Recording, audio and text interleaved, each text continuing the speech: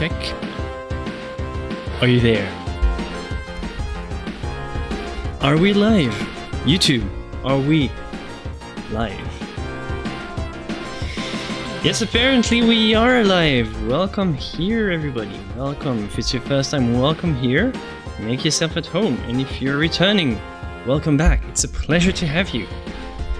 Today,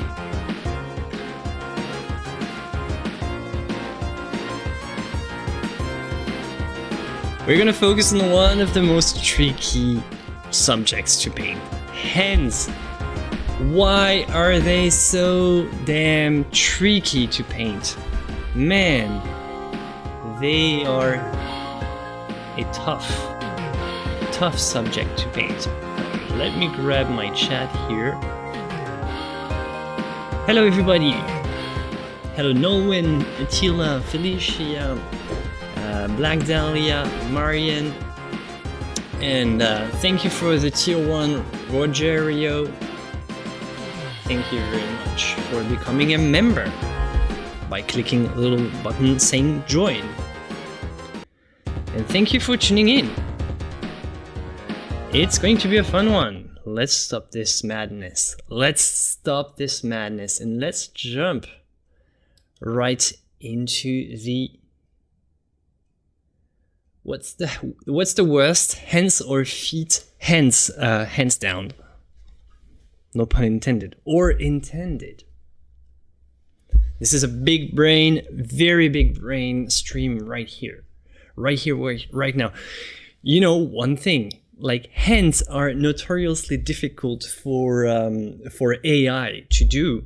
But if you think that they are easy for our brainlets of humans, well, you're really wrong. Like it's hard for AI, it's hard for us humans with our little brains, and it's hard to everybody. But we're gonna have fun. Oh, this book here. I'm gonna talk a bit more in detail. We're gonna switch to art news first, and then we're gonna come back to that. Drawing the head and hands.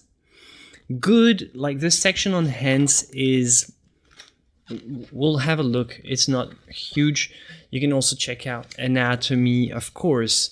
But disclaimer, I'm gonna disclaim that right now because, yeah, let's have this little disclaimer first. I am abysmally bad at like the anatomy details on these things. Like there are so many like terms like carpal thing, I don't know any of the words. So when I'm going to be describing what I do, I'm gonna try to be visually descriptive and not verbally, so you'll have to forget me for that. But I can't even do that in French. What do you expect? Like I'm gonna pull the English word for this little section here of the hand out of my brain? Like no way it's happening. So I'm gonna try to give you a purely visual and also an aesthetic structural understanding of the hand, because the one of the most important things is to trust your instincts. And sometimes what you actually see, like in a photo, the hand might actually look way more goofy than what you want in real life. Like in your painting you want something elegant, but like the hands, they all have these weird positions. Sometimes we don't think about that. Like they take positions that are not very elegant and all. What you want is trust your instincts and make the hand more artistic than realistic. Sometimes it helps. So, you know, there's a line between realism and just making it more elegant, like cleaning the shapes and just bringing the nice movement that you want, instead of just blindly copying a hand that doesn't have a very good position like that, for example. So yeah, but we're going to do that. Oh no, I need a hand. Oh, Molius, you get the pun of the evening, pun of the day so far. You have this title, but somebody might dethrone you, so who knows. Okay, let's go into art news, and let's actually do that.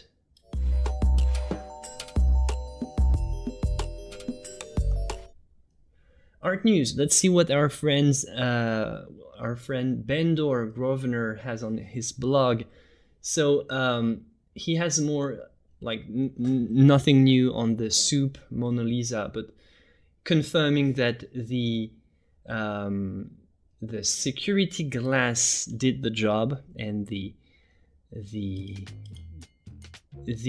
Mona Lisa was obviously unaltered. And actually, I've read in French news that they can't really be charged for damaging the art, because technically they didn't. So they are basically free to go, because like they just threw soup at the glass protection, and they can just have a little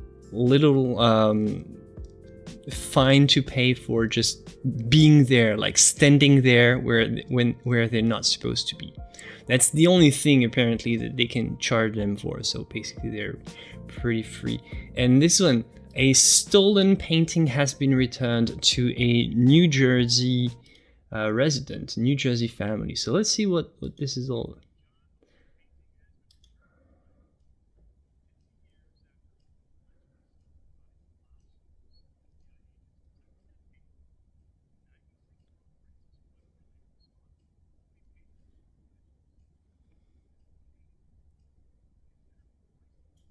Priceless. Nice.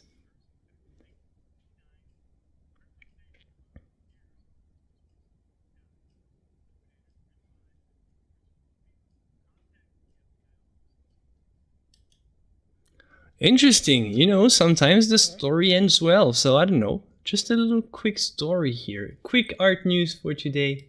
Nothing much has been happening in the art world. So let's switch to our inspiration of the day. And because we're going to talk about heads, of course, we're going to talk about a dear friend of the channel, Leonardo da Vinci, with this glorious silver point hand study. Look at that. So, okay. And lots of things to learn here.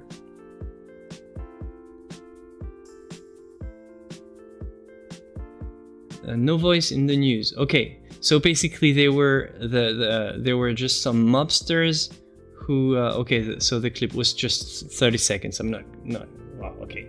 If you insist, I'm gonna go back, bring this. Okay, let's run the clip again. It was just 30 seconds. Sorry, my bad. An original John Opie painting has been returned to its rightful owner more than 50 years after it was allegedly stolen by some mobsters. The FBI agents presented that painting to 96-year-old Frances Wood earlier this month. Opie painted the school mistress, that's what it's called, in 1784. It's considered priceless. It had been taken from Wood's home in New Jersey back in 1969. It apparently stayed in the mob for years until its most recent owner died. Liquidators realized it was an original Opie, contacted the FBI office in Salt Lake City. Yep, that's the news with the sound. Better now. Okay.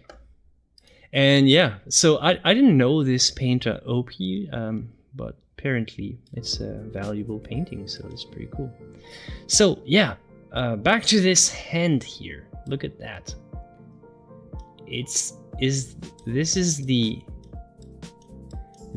exact movement that your mouse or that your thumb has to have to click on the like button.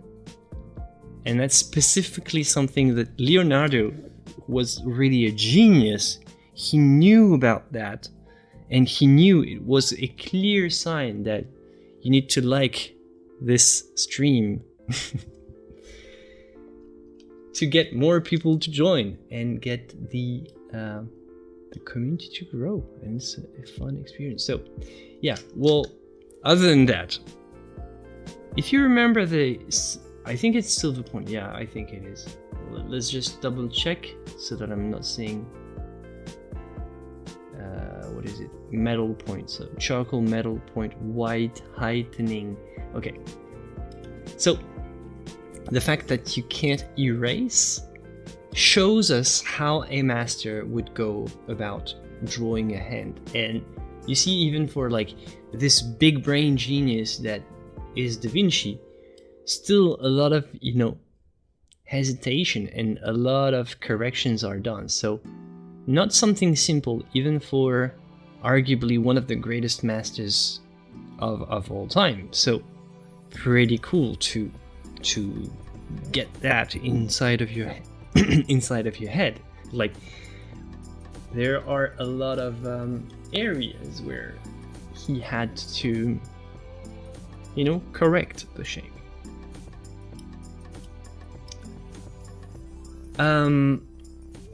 So that's one thing. Then super important to get, I think, is the volumes, and you have a great example here. Let me pull this off. I may want to draw on the little thing. Let me get this here. So what's super important is to get the plans of the hand. So basically you have a plan right here, another one right here, and then you have all the little thumbs. So it's all in volume, so you have to imagine that this is something like that. The knuckles here. Here you have, obviously, with the style of the shape is rounding off on this side. So it's the hand is always so articulated. It's always very tricky to follow, but you have to like, what I recommend mostly is to know a little bit about the main, you know, how to say, the main anatomy, but more visual cues. And then what you want is to understand where fingers should start. So try to get the landmarks of the anchor points of the beginning of the fingers and the end, and make the fingers, what I found that this is really visible in this one, is to make them kind of a bean shape, because this bean shape here, like, or I don't know, kind of weird marshmallow sort of, but turned like that, and making it this shape, it helps with the, sometimes, like, if you actually take a photo of a hand, it will not appear like that, but it helps to do that nonetheless, because it brings a, I don't know, a better how to say, a better, like, it makes the finger more finger-like. I don't know how to say that any better, but makes it feel more, oops, sorry, more natural, I would say. It kind of provides a sort of sense of direction, like pulling this like that. It reveals what's the top and what's the bottom of the hand, and this is kind of important. And after that, you also have, like, Da Vinci had like kind of almost rules of how the angles should always be very subtle. So every time you have angles, it should always follow a gentle curve, especially female hands, but all hands, like all Da Vinci hands, have this very, you know, soft, very, how to say, almost like blended edges, sfumato, of course, but the sfumato is also in choosing the angle. So you're never picking this type of angle or this something super, you know, with a super hard angle. You always want something that goes more like that's more rounded, more delicate. That's what you want. So that's the kind of the idea that Da Vinci had for this type of hands. Sorry, but you can also go for a different. Let me remove that. We're gonna try, because one artist who was very famous for his hands is, well, first of all, we can have a look at Velasquez. We had a look last time, but Velasquez has some gorgeous hands. So we'll have a look for a moment. What would be the best example of a hand? Well, let's look at this one. Disregard the dude holding the stick and just look for the kind of simplification of the hand, the movement. This one is not the greatest. This one is very elegant. What I was talking about, you know, Da Vinci, and choosing the right angle. Sometimes you don't need much, and less is more. Sometimes keep it simple, stupid, you know? That's what they say. But this is not the greatest example of a hand by Velasquez, but I do have some great, I know, like for example this. Let's see this one.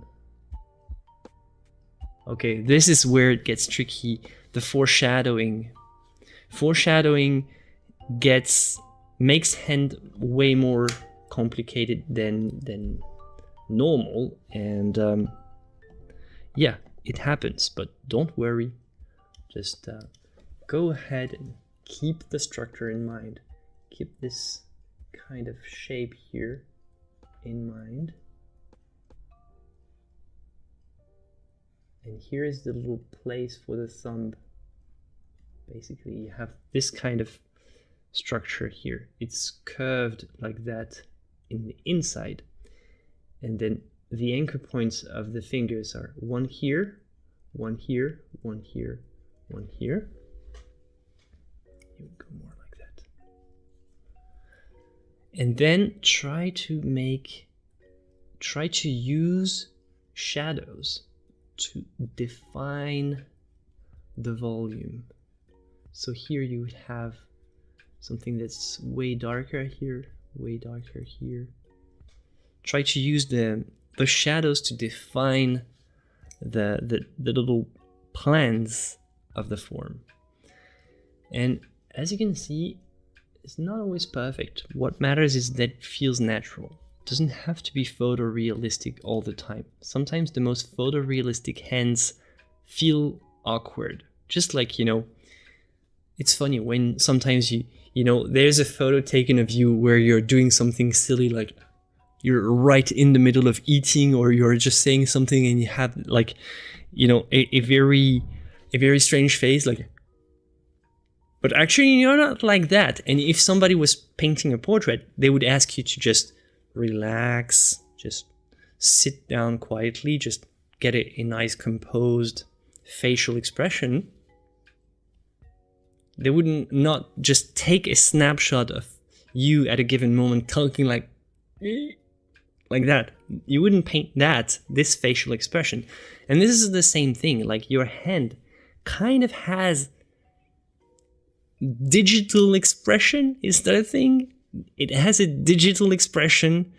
It doesn't always have, like, it's always moving, like I'm doing silly faces here and there, but my normal face expression is that. So if you paint me, you want to paint me like that, but not like that. See? And this is the same thing with the hands. The hand might look weird and stuff all the time. What you want is to get it in a more relaxed position.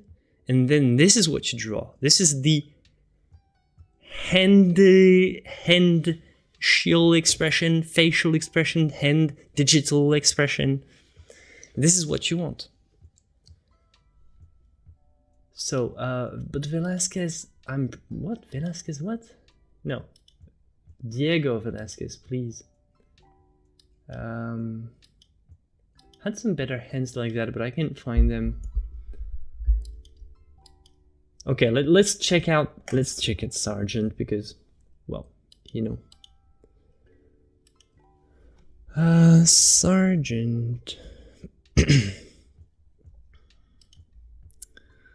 So, very famous for his. Okay, we have almost the same as the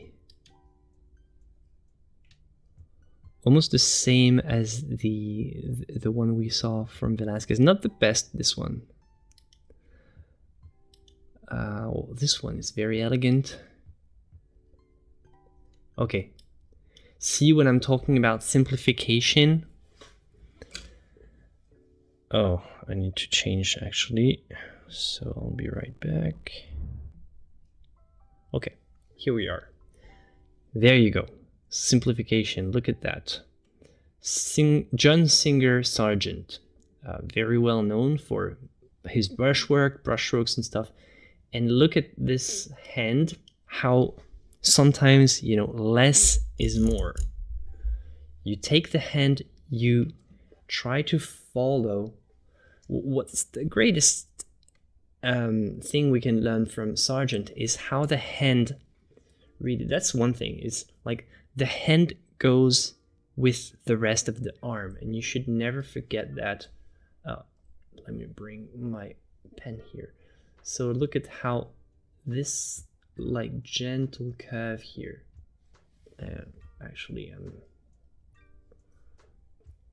gentle curve here, very boldly painted.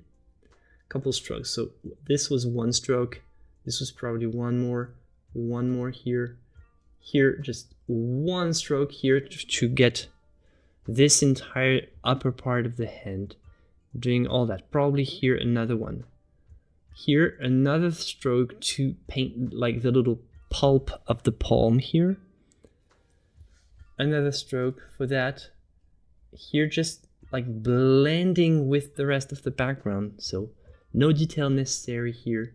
Here, just a little straight line right there. Very interesting. A little straight line here, just to sharpen and, you know, shape the whole thing. This sometimes it's important. There are some elements that need to be sharp. Not all of them. Like, for example, here, Sargent completely doesn't look at, you know, the details of the wrinkling of the skin under the crease of the fingers here. He's not looking at that. He's not describing it. It's just brushing it off with a single stroke, simplifying this entire area. But here it matters to sharpen the separation between the fingers, because in this case it's kind of important. And here, look at how we still have this kind of curved bean shape with always like that.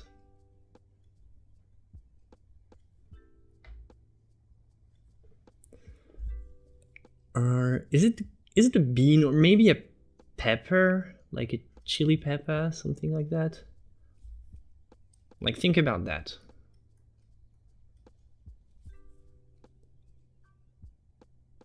A bean, a pepper, I don't know.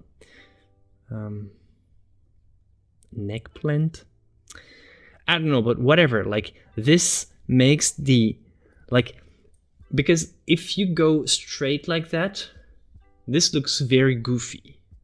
Like, it's very important that it points towards this here.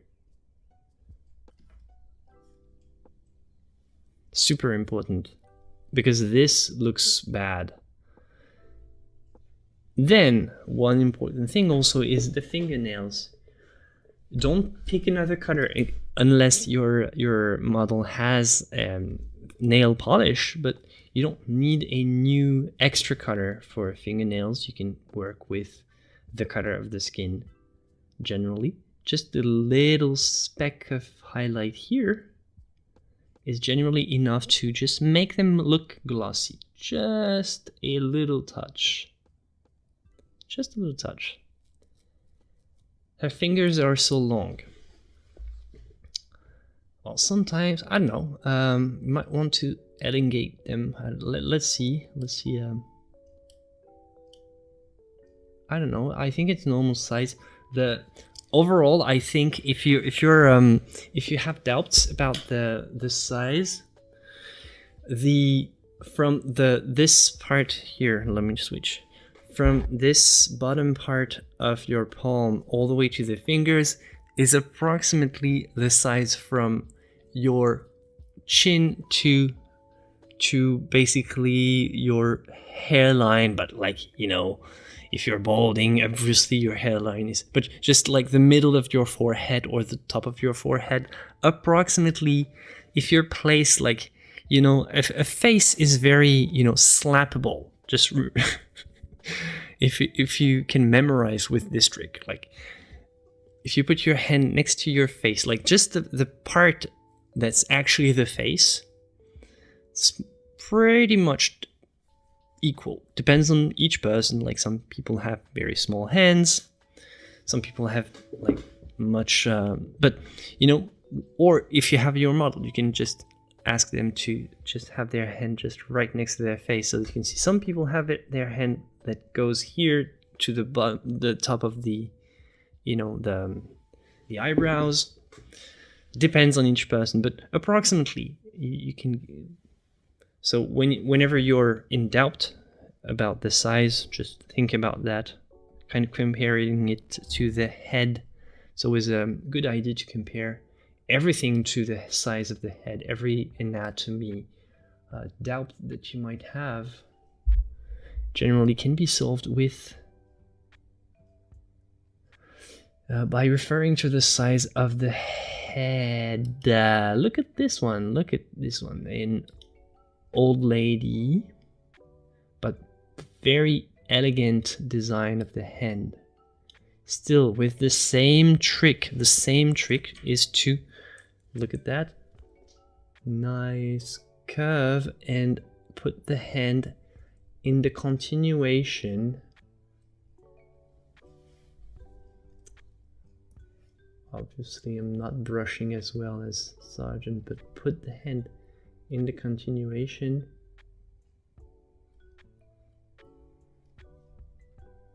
Here. So you have your plan here. Start here, here, here, here. This is a nice trick because the thumb is usually way more independent from the rest, so you can decide to hide it. What matters most for the overall position is to decide what you do with the 4 main fingers. The thumb, you can just leave it out because it's way more mobile, so it can appear up like that or down, like you can move it around. What matters most is the position of the rest of the fingers.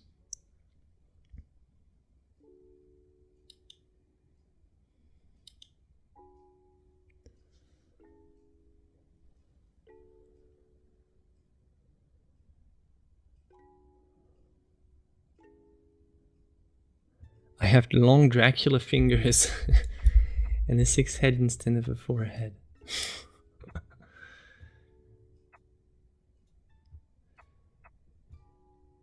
Alright, so let's look at other examples here. What do we have? Trying to look for a nice good hand.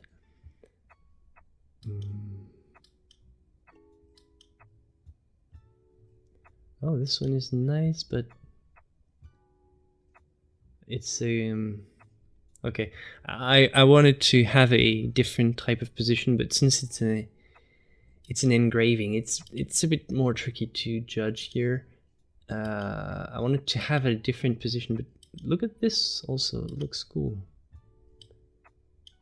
How it's completely in the foreshadowing, like the foreshortening hides most of the hand, especially if you have this.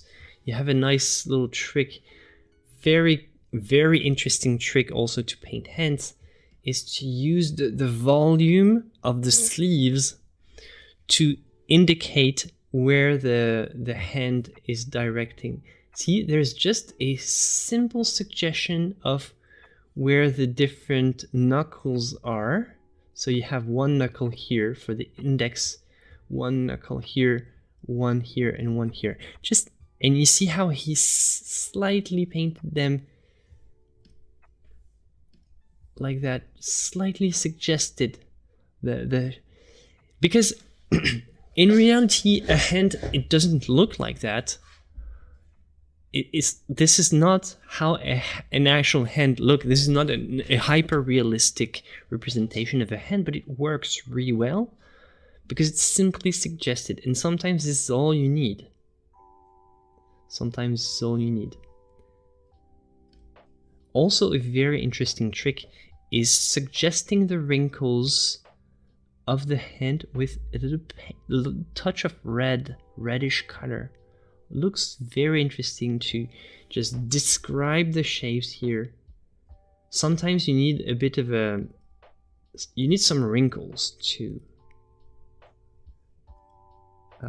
describe and define. Those wrinkles here are not are very suggested, just not super highly defined. It's not hyper realistic, as I said, but those wrinkles here are important because they sort of describe how the hand is turning outside, like it's turning away from us. So we understand the volume just based on what direction those wrinkles have. And then just a couple lines here to make sure that the fingers are just different from each other. And here you have one here, one shape picking up from the shadow. Outside of the shadows is this other finger that's here.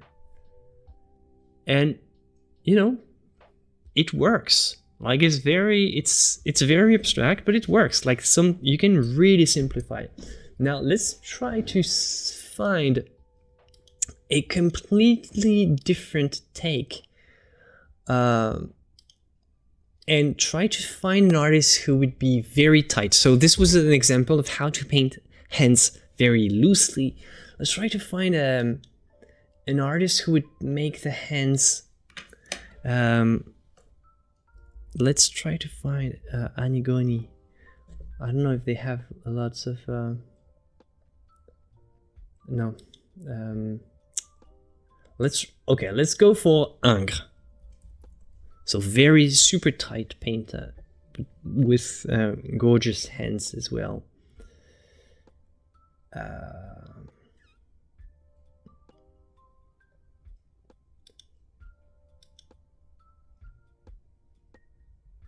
What would be the best example? Trying to find an interesting position. That's not Ingres, what do you say? Trying to find an interesting position. Let's go for...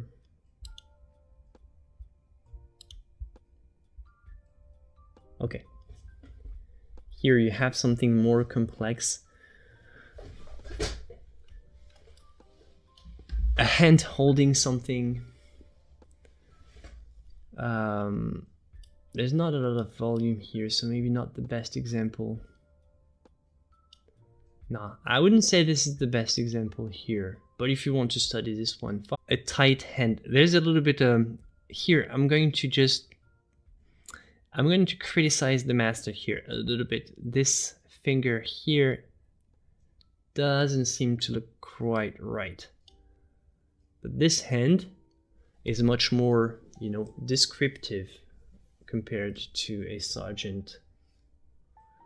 But still you have the same kind of structure. You just have more details here. I wouldn't say this hand looks perfect, but I was interested in the position. I think it looks kind of goofy to me, so I'm not gonna take this one as an example. This one is also not perfect. Hey, what do we have here? YouTube is not receiving enough what?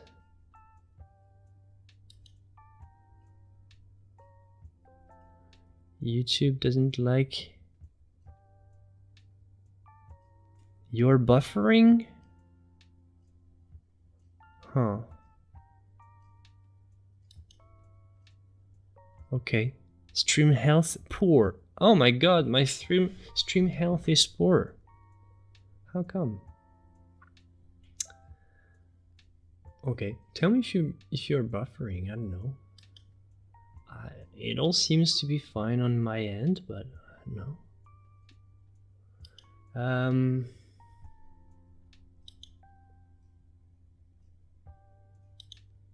Oh, good hands here. And clearly here the hands are clearly a part of the story.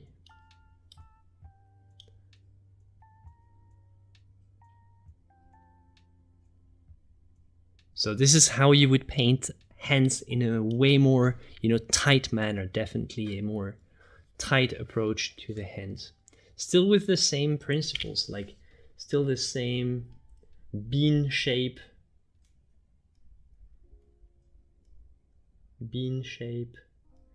Always this curvature. You can exaggerate it. It's better to exaggerate it than to make it too flat. Here, for example, if you want, you can exaggerate it even more like that, which is why his hand, it's like you could also exaggerate it like that, in my opinion. Look at this, like this shape here. It looks kind of weird and suggestive in a way, but forget that I said that. But if you just recurve it a bit, I'm just allowing myself to correct the master, but if you recurve it a bit like that, even though it's less realistic, let's say, it might look better. Actually, I would pull it up a bit. Make the thumb a little bit more exaggerated in size, and by doing this bean shape here, you kind of give it a direction, even though it's not necessarily the right thing. Not hyperrealism. Most of the time, hyperrealism will not always look good. Overall, like what matters is like the volume. Look at how, for example, the shadow. The fingers cast their own shadow. This is also something super important if you want to make realistic hands. And yeah, but we're gonna try to do that. My god. Oh, it's going to be a tricky one.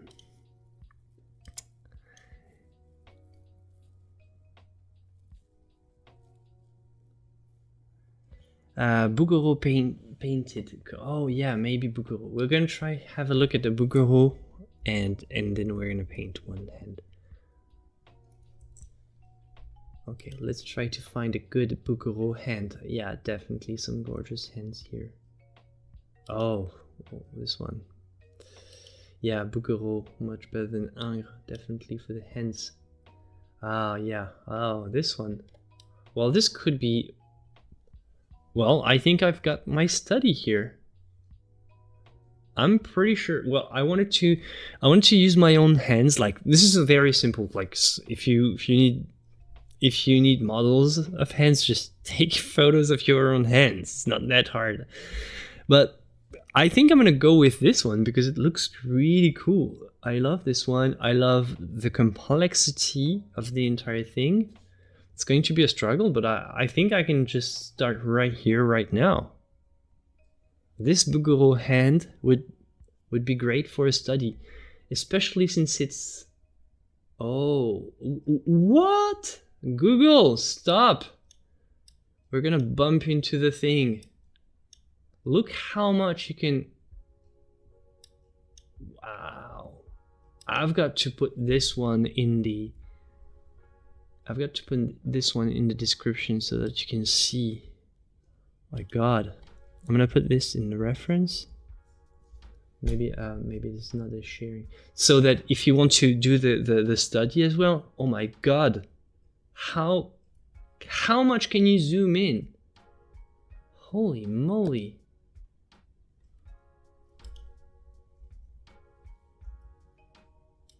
Holy moly.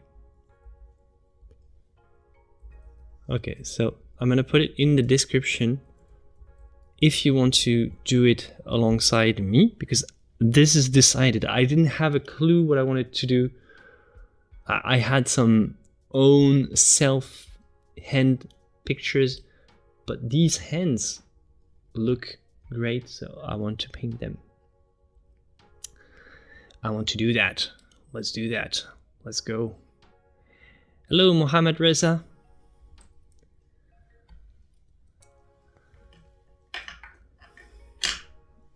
Yeah, nice website. Google Arts and Culture. So great. So great. You can always zoom in so much. It's insane. Okay.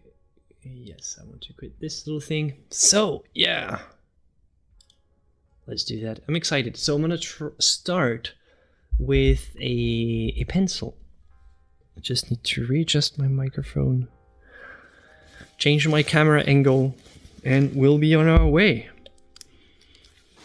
So, has anybody participated in the hand challenge on the Discord or yet? I've seen some first attempts. And oh yes, also quick studio news for you that I don't know if you'll enjoy, but I've got a new tripod. Look at this. Actually, let me try to do that. I've got a new tripod, which means that now this has an elongated neck. And with that, I might have the ability now to put it over my shoulder like that. My old tripod was very old and was bad, but I might actually kind of solve, here and there, I might actually solve the problem of putting my face in the middle of the shot, because I can put the actual tripod further away from me and extend the neck like that. So basically my head would not be in the middle, and I'm not bumping into it. Because this was the biggest problem before. It was every time I was going back, I would bump into the thing, and right here it can just spy on me from above. And I don't know, you'll tell me, maybe it will fix some of the problems. Not real problems though, but will. But yeah, I'm super excited to try this new setup. It's good to have a new gear. Love it. Oh, this lens is much bigger. If you put a camera on your head, no more head, definitely I need to put a camera on my head. It would just make you sick though. Like a GoPro, like. Oh, no, stop. Shh. Stop. Struggling to get my stuff to run properly. Hey, nice. So I can zoom in pretty close from the canvas and still be there. Okay, that's cool. That's cool. I like it. It's a little bit in my face, but yeah, trying this new setup might be cool. Okay.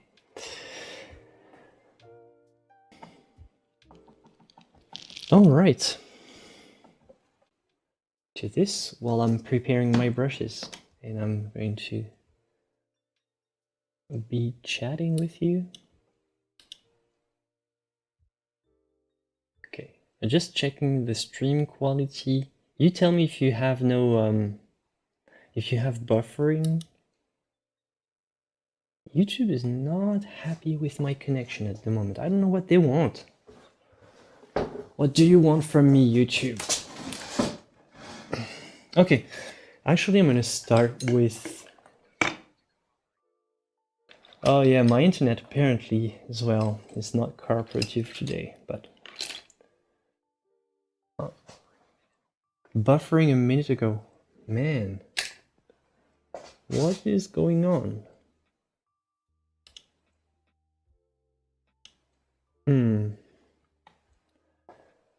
Okay, you don't need to be this close though, so I'm gonna pull it back.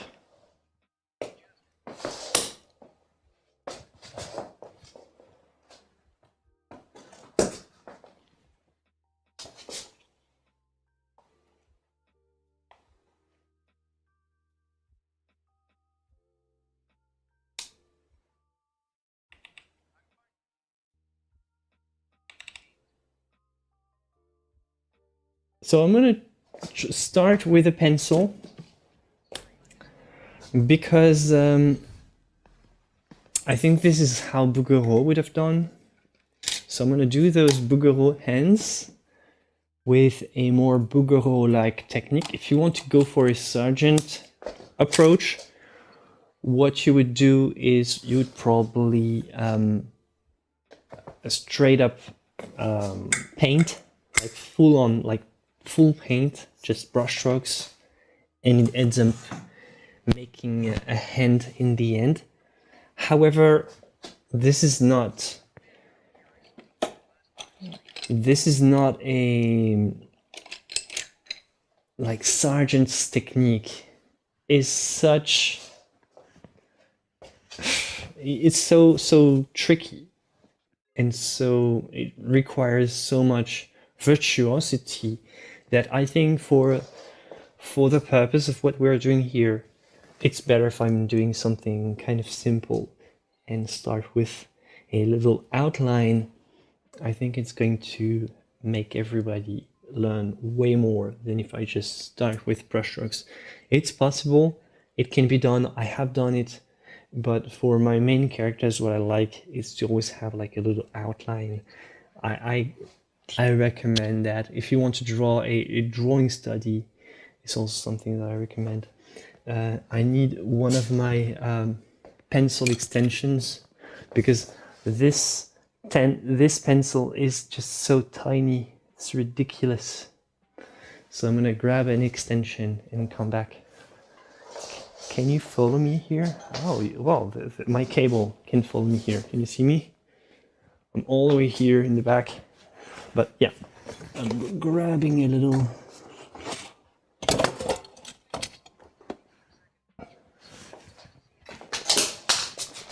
Yeah, exactly. It's second nature, and it's impossible to teach second nature. So basically it was second nature for Sargent, which is exactly why it's useless to try to replicate it, because you don't learn much from that. But yeah, yeah, well, should we look at the drawing hands and faces though, because it might actually be interesting. Let's check this. Bouguereau would just draw with a pencil, and then sorry, I've got problems with all my webcams here.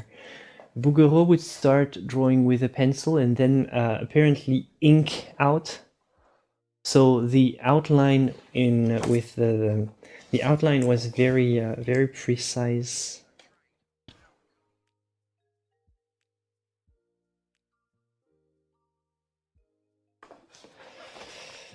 So yeah, this is the section on hands that you have in the Loomis.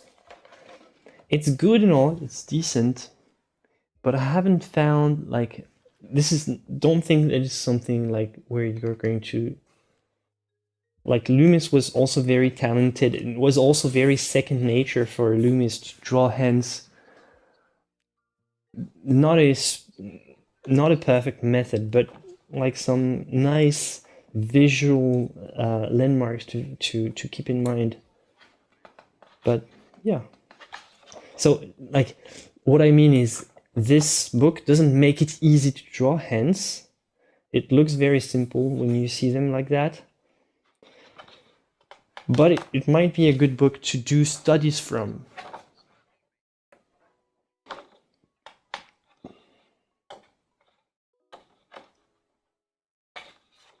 For the knuckle placement, stuff like that. The bean shape that we talked about. A nice addition is baby's hands, which is cool as well. Look very good. Look very good as well. Old men's or old women's hands as well.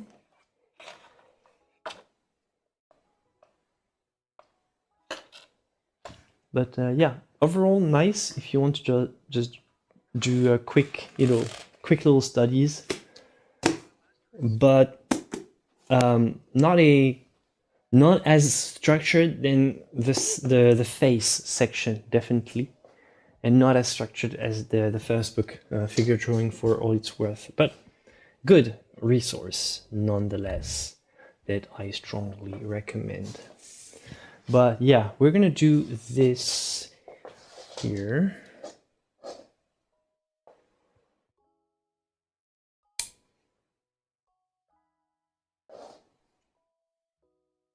I'm probably going to do is draw it here, so let's see.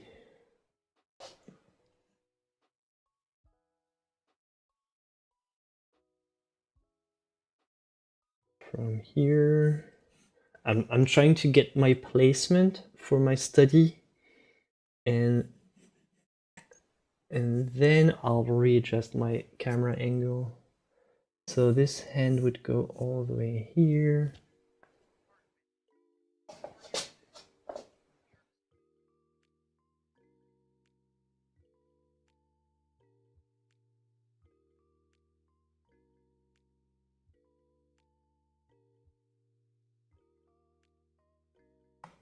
So there's a debate on who's the biggest art fan. Is that it? I didn't quite. Okay, I want to get the reference in the shot, so how do I do that? Yes, like that. I'll be on my way. Please take a screenshot. No, take it. Yeah. Okay, take a screenshot of that. Okay, so I have my screenshot. Oh, who's the biggest Florence fan? You're gonna have to compete with my wife and my son, so...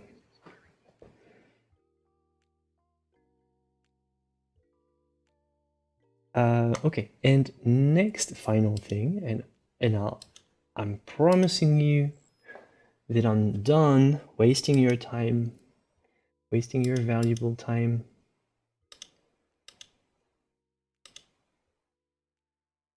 Bam.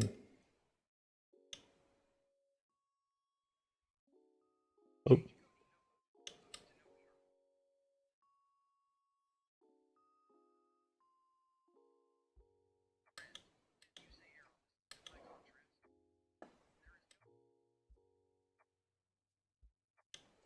Yeah, you're right. It's not a competition. You're right, you're right. Okay, and... yeah, I'm making it look good for you. Because I care. And my job is to work on the making things aesthetic. Actually, I can remove the palette. You don't need that at the moment, so I can remove the palette here. And oh, the future little bean. Do you want to know the sex of the future little bean? Or the gender, I don't know what you say anymore.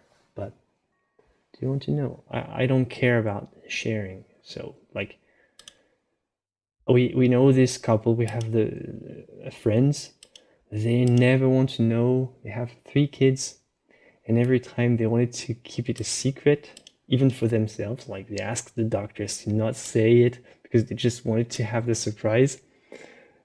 And my wife and I, we just don't care. We like to know. It's just but so I don't care. Yeah, I don't mind sharing if you want to know.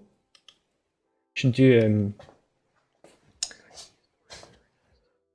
they have a reveal, like they have reveal parties. Have you seen those crazy reveal parties? Like they have insane like fireworks, and it's blue if it's a boy, and pink or red if it's a girl. Crazy stuff what people make.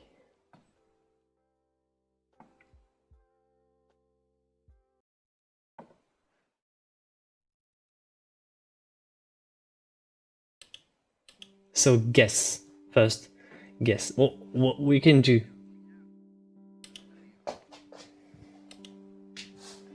I'm gonna do a little poll.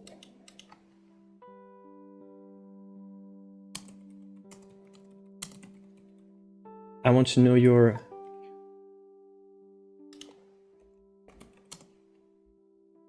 we'll see if your guess is right.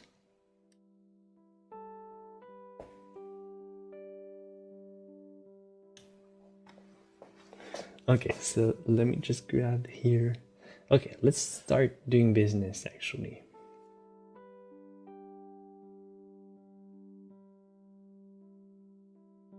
Feels like a boy, feels like a girl. You know, it's one of the two though, so yeah.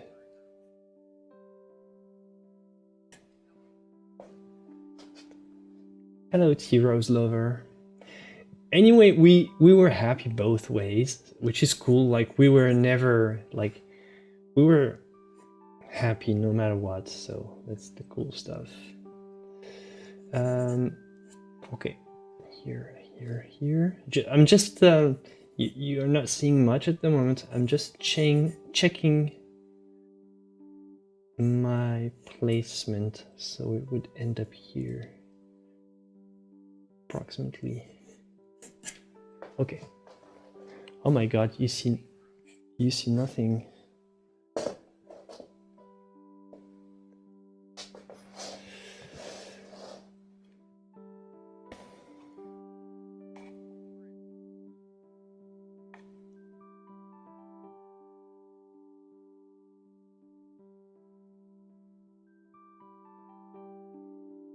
Yeah, we have a little boy at the moment.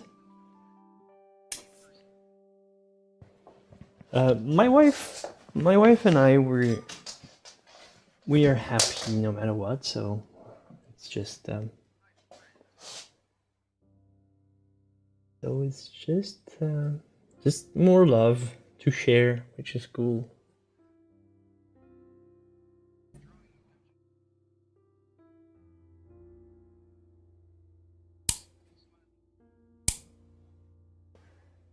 Yeah, this one is tricky if you this one is tricky, definitely, especially because there's when 2 hands are together, it's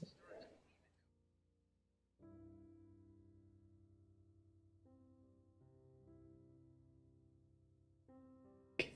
So I'm gonna do the outline very Da Vinci style, so lots of little mistakes that will all end up making something in the end, hopefully, fingers crossed, but we'll see. But, you know, seeing the Da Vinci,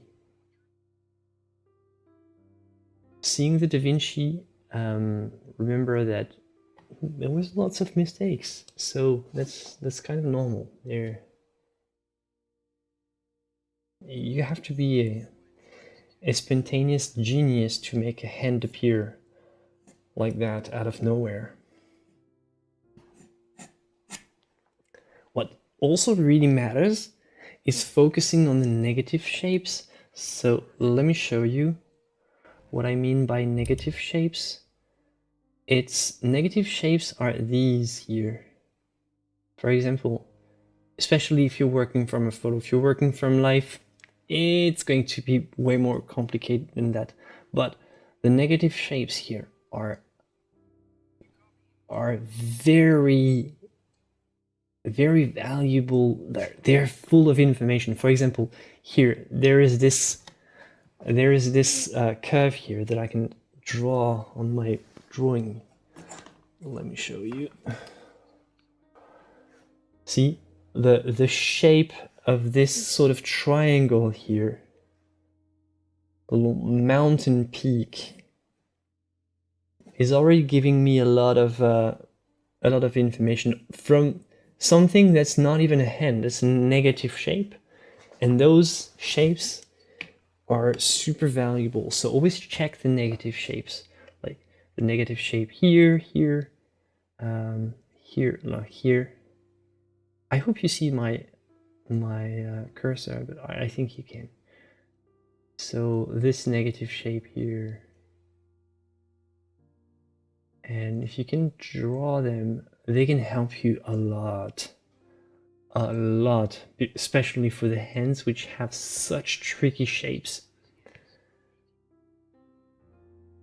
They can be a nightmare to draw. So the negative shapes are just another way of drawing, but from a different angle, and not it helps you abstract your subject as well. Like, not thinking in terms of hands. These are not little sausages. These are not little fingers. These are just shapes. You have to abstract the shapes, not think really, which is why I never specifically recommend studying anatomy, like knowing how many bones there are. It can be useful, sure, but it's not going to make you not necessarily going to make your job easier. Whereas visualizing as just a bunch of, you know, as just a bunch of random shapes, this can help tremendously. Actually, I'm going to try to do this drawing with charcoal, because you see nothing here. I'm super sorry. I'm going to make my outline with... Oh no, it doesn't work. I mean, the line here is just so hard to see.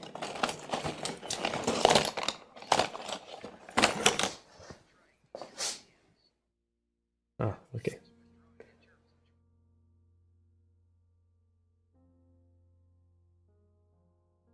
The anatomy helps, but it can also make you want to see stuff where in fact you can't see it. Like you know how many, you know, bones are supposed to be there, so you want to see them and you force them to be there. And sometimes you want to just see the shape, and maybe the bone is not visible with this specific angle. The anatomy, for example, doesn't really make foreshortening easier. This is... I don't have any eraser. I'll be back. So yeah, for example, with the foreshortening, knowing the anatomy doesn't really help, but seeing in terms of pure shapes, it does.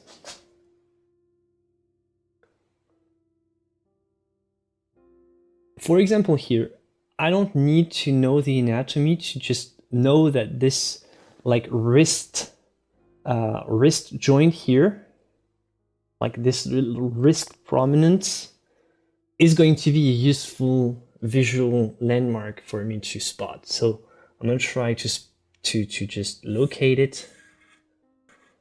I'm gonna place it here.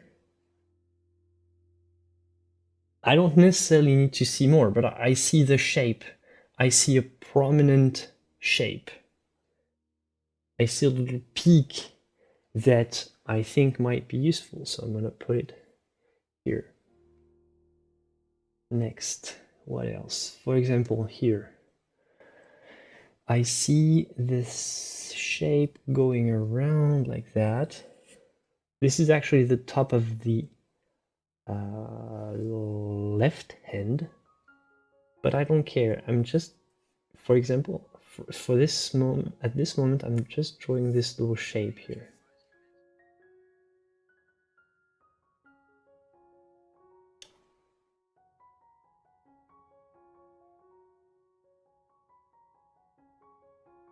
Well, in this case, Jasmine, you have to start with whatever, really.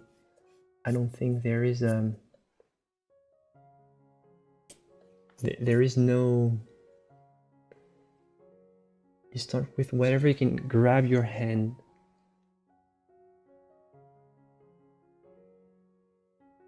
Visually speaking, no pun intended again.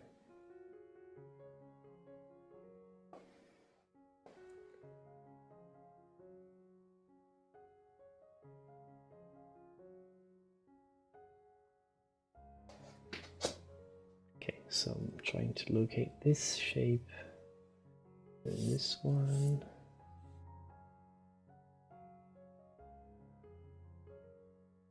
Okay, so here, just under this wrist here, I have this little... the pencil was fine, it was just very hard to see for you, so it's just for your viewing pleasure. So I'm just now placing this little visual this little thing here, just locating this one.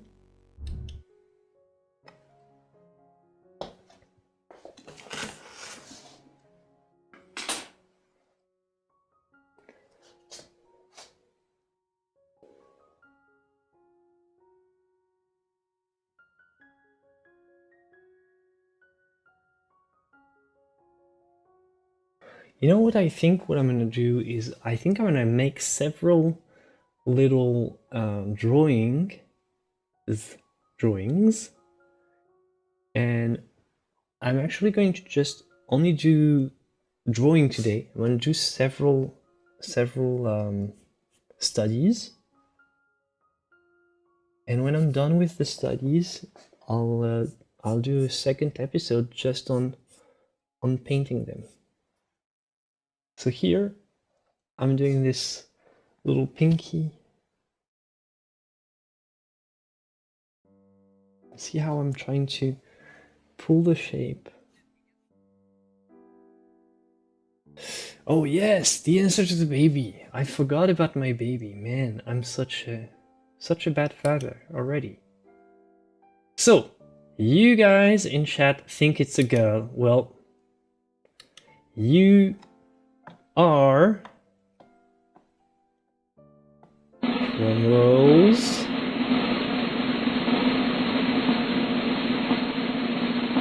You are wrong. It's actually a boy. So yeah, it's gonna be fun. It's gonna be a boys team. And yeah, we're all super happy. I'm trying to find a hype music. This one. This is how happy we are. Because it's going to be a very it's going to be a dynamic duo with his brother. Like the two boys, oh my god. And Augustin is very energetic, like full of energy. He's a sweet boy, but he's yeah, like he's a very energetic boy, and apparently the baby is already like kicking a lot, already like dancing whenever we go to the swimming pool, moving all around. So we know it's going to be a fun team.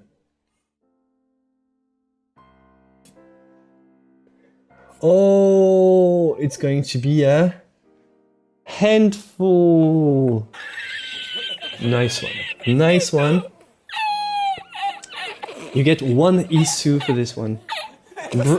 Come on, bring it up, bring it up. Give me your best hand puns.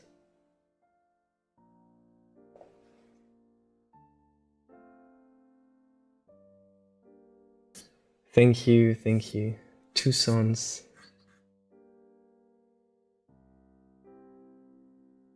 Younger sister wasn't easy.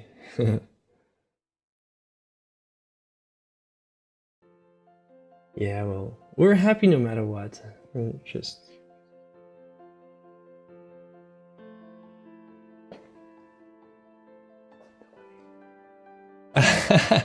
I was in a pun. Unintentional pun.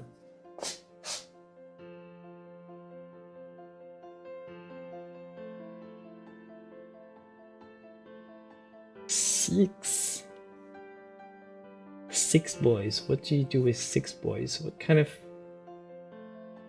sports team can you open?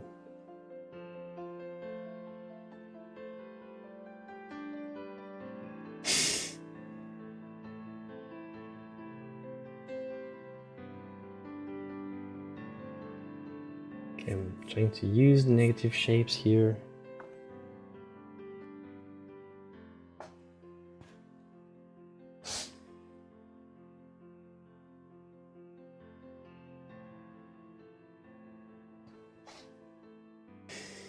And some.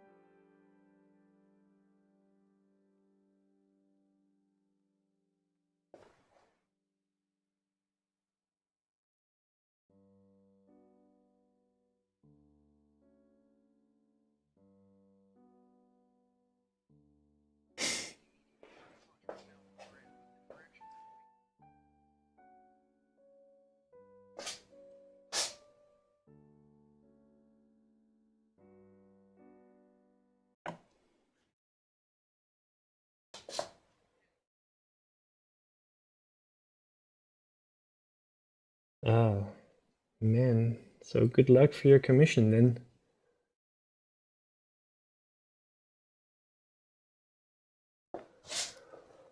Okay. Actually, this finger is more... Yeah, it's not looking up as much. It's actually more like that.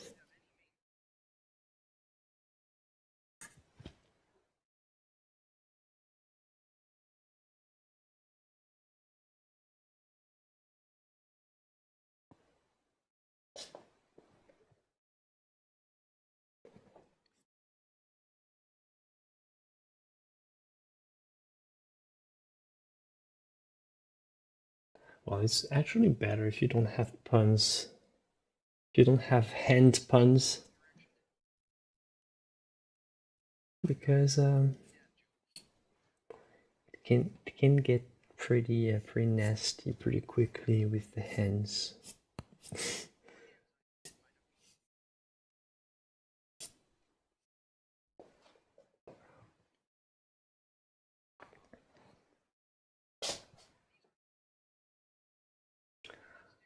It's getting out of hand. Yes, it's charcoal. I'm trying to get. I wanted to draw with a little how would you say, brown sepia pencil, but I had a hard time, it was not very visible.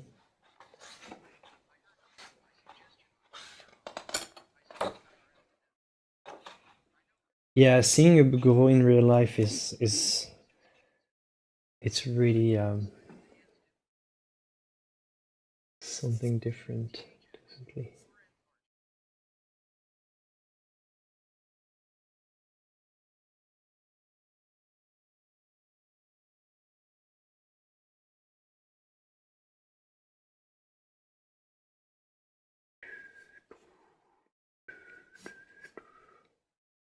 Okay. I'm trying to get the basic placement, and then after that I'm gonna clean the charcoal edges and make a little pencil drawing that would look better.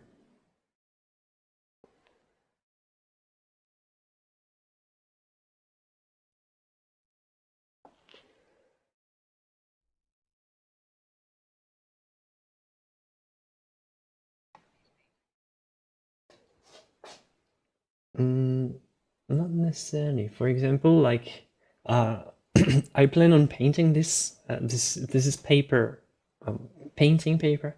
I plan on painting this afterwards, but I'm gonna clean up the charcoal before I do that. I'll show you how I do it. For this, for what I'm doing here, the charcoal is just for your convenience and for your viewing experience, let's say. It's just because I tried to use this at first, and the lines were just so tiny.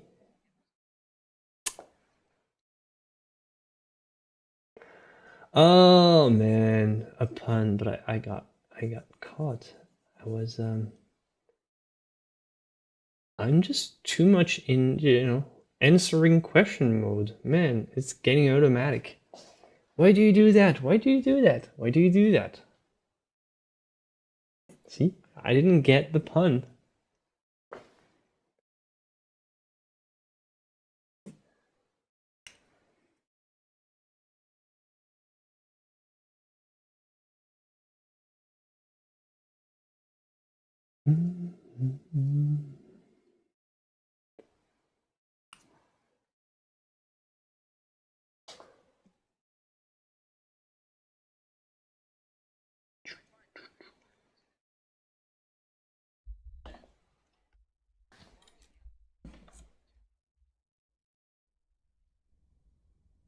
Yes, sure. It solves a lot of the planes issues, and sometimes a hand that's just been drawn looks weird, but with actual color it looks normal. And sometimes, you know, just the outline like that can look very unnatural, even though like you can do a perfect tracing of the hand and have something that's theoretically perfect, but might actually not look convincing.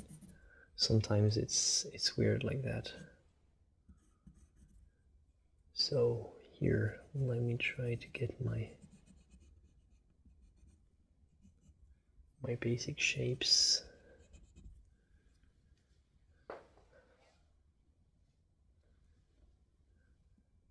Yes, we have such weird contraption at the top of our limbs. Look at that. Like if an alien species were coming from outer space, visiting us, they would just look at us and think, what are these creatures? Aren't they so weird and strange looking? Look at that. Look at how we are made.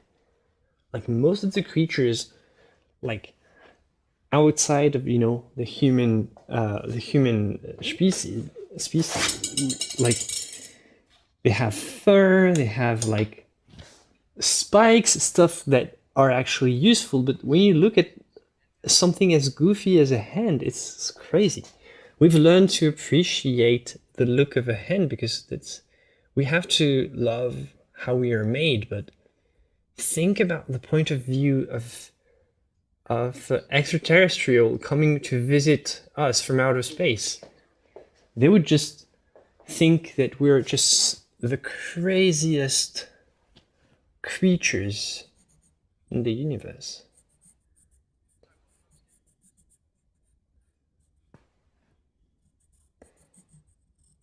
And they would say that, and I'm pretty sure they might have like tentacles and just antennas and stuff, and they would say, look at this species, very strange indeed.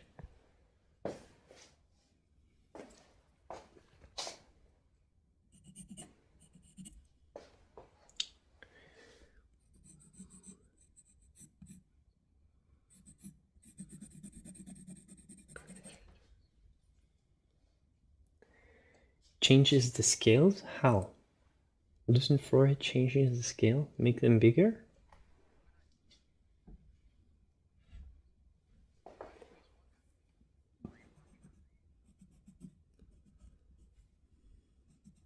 Oh, you think the aliens created us?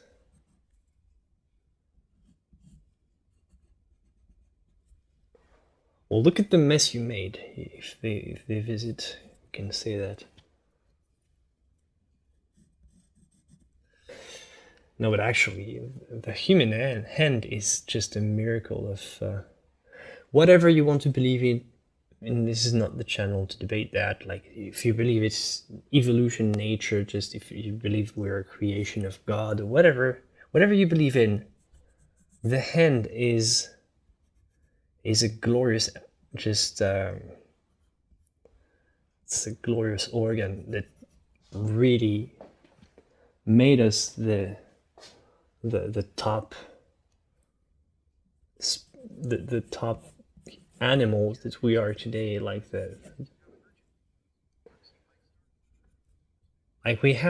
technically we have no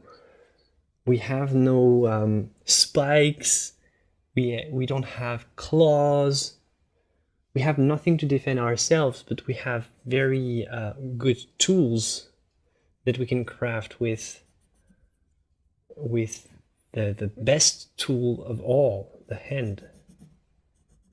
You know how everything feels unnatural when you put gloves, because the hand is just so perfect in itself. Like drawing with gloves, have you ever tried it? It's actually very strange. It's a strange feeling. Like, let me try to put some gloves here. Just imagine, like, just the miracle that is the human hand. Like, if I try to take this and draw, look at how goofy it is. Like, the hand is perfect in its own. Like, it has the perfect grip. It has the perfect flexibility. I can do nothing with these. This is what I'm doing when I'm cleaning my paints and stuff. But look at how goofy it looks. Like, oh, sure, it's not the perfect fit, I have to admit, but look at how it's not good. Like, the hand is such a perfect thing. We can be so precise with it. It's a miracle. I don't know.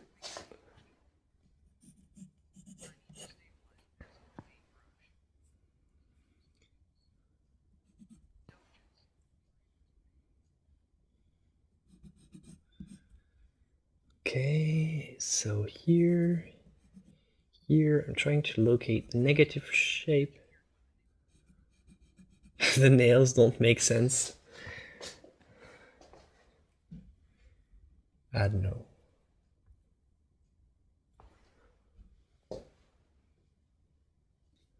But yeah, the opposable thumb is very OP in terms of natural evolution.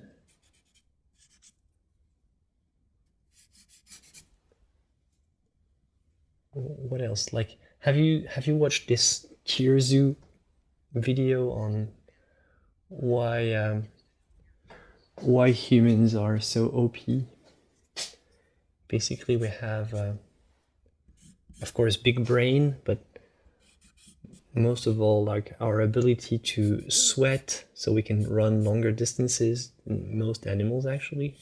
You might think we're not good runners, but actually we are. Might have played a huge role in evolution. And we also have like joints in our entire arm that allows us to throw, which was also very OP, you know, in the age of the cavemen. Like we can actually throw rocks, we can throw spears, and yeah, and finally the hand, which is the most OP tool of all, which is a tool that creates other tools. So no wonder we became the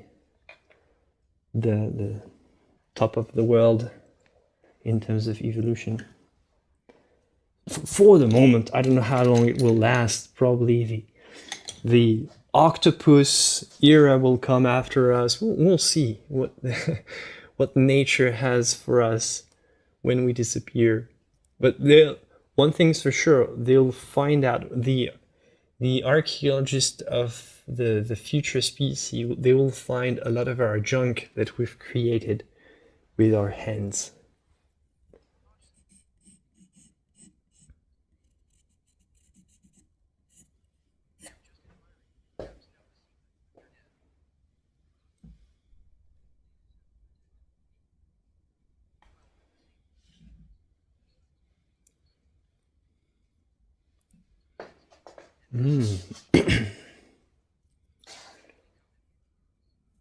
Okay. Nails here. You think we would be too sensitive without nails? I don't know. Maybe. I think like fingers are just sensitive enough that you're not always like hurt by touching anything, but you can touch to get a feeling of if something is dangerous. The hands, we touch everything with our hands, but they're not actually the most, like the skin is not the most sensitive on the fingers. Actually, the fingers are pretty tough skin. Like you can touch something very hot, and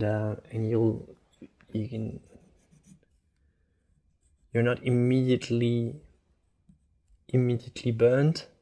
Whereas, for example, if you touch the same very hot thing with your lips,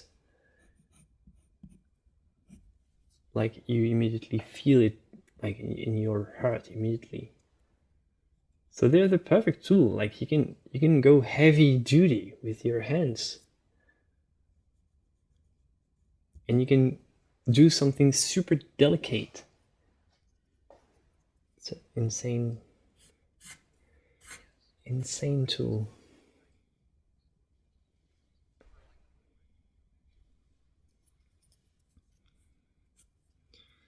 All right, another thing that you can do for drawing hands is sometimes you can group fingers together. For example, these two fingers in the bureau, these two fingers are grouped, so you can treat them as one big finger and just leave them like that. Like here, for example, I have my two fingers, and here, for the purpose of this, I can pretty much leave it like that. I don't need to trace the detail of the separation. I can, of course, but for the moment, while I'm constructing it, I can group fingers and save, you know, space, and also make them, by grouping them, generally you give them a more elegant shape, sometimes a more, you know, more dynamic movement. Create a little bit of a rhythm that might be interesting, something you might want to look for. All right, so how is it here?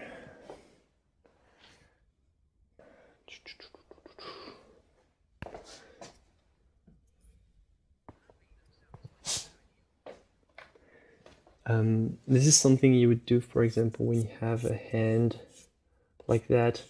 Generally, like, you know, I think there is the, oh, I didn't show this one. It would have been a perfect example, but you know, I think in the creation of Adam, there is that, like here, this would be an example of grouping, very common in art. A very elegant way of grouping. So you put these two together and you can treat them as one. Basically, the separation line here, it's almost irrelevant just for the construction. So you have your knuckle joints here positioned like that.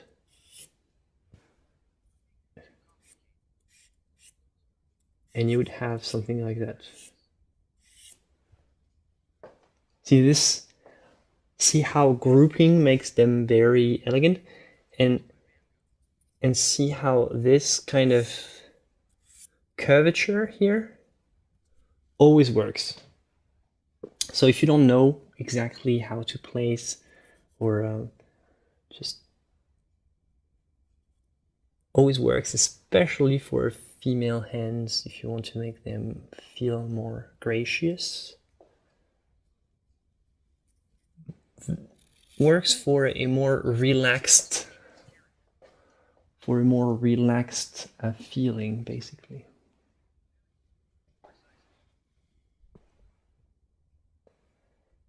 Extremely useful in expression of the character, absolutely mollious. The hands are the most expressive part of the human body, right after the face. Of course, the face is the most expressive thing, but like, look at my hands. Look at right now. I'm doing so many, you know, gestures, because that's yeah, that's how we do. That's how we work.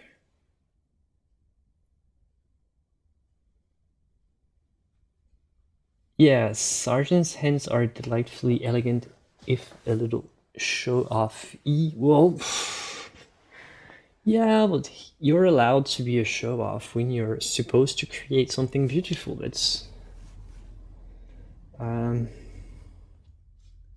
I think that's the whole point.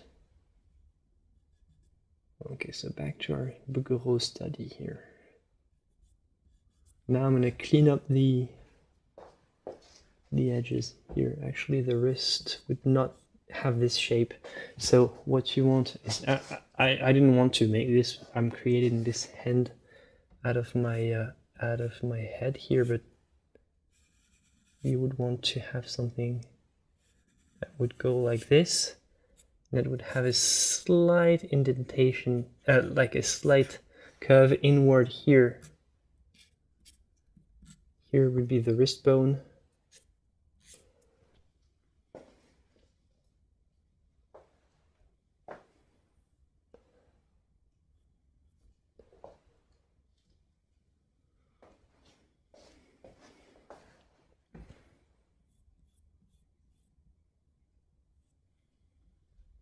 I draw a chicken instead of a beautiful hand.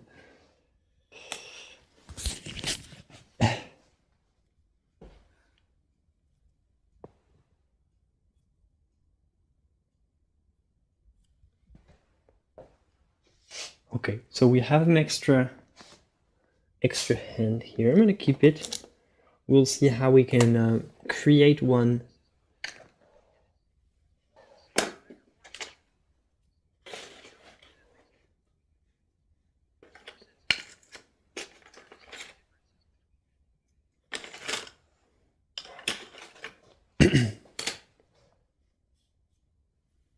Yes, absolutely. But there is more of a I would say there is more of a distinction because of age. It's even more like, I don't know. I don't know if the hand or the sex is more crucial to the shape and the overall appearance. I don't think that this, like, weighing it on the debate here, I don't think that it was Sargent that was showing off. I think that it was his subjects, like his models. It was high society, aristocracy. So of course he was painting them and they wanted to show off. But he was capable of painting very, very nice subjects that were not show off at all. And the talent is exactly the same. So no, I don't think he was a show off. I think his models were showing off, paying him to show off, and that's not his art's fault, right?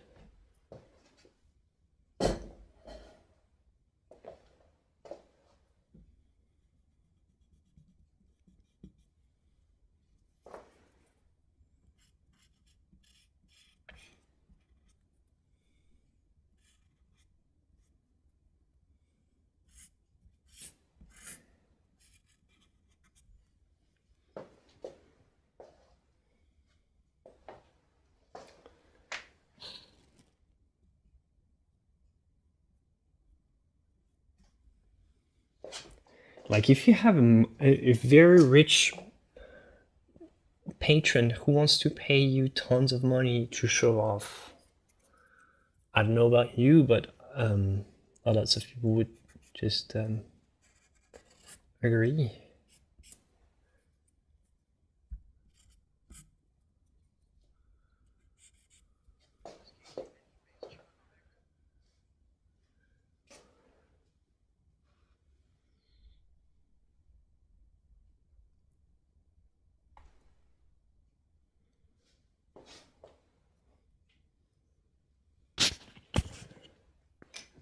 Okay, I need to remove my headset, so I'm gonna change here.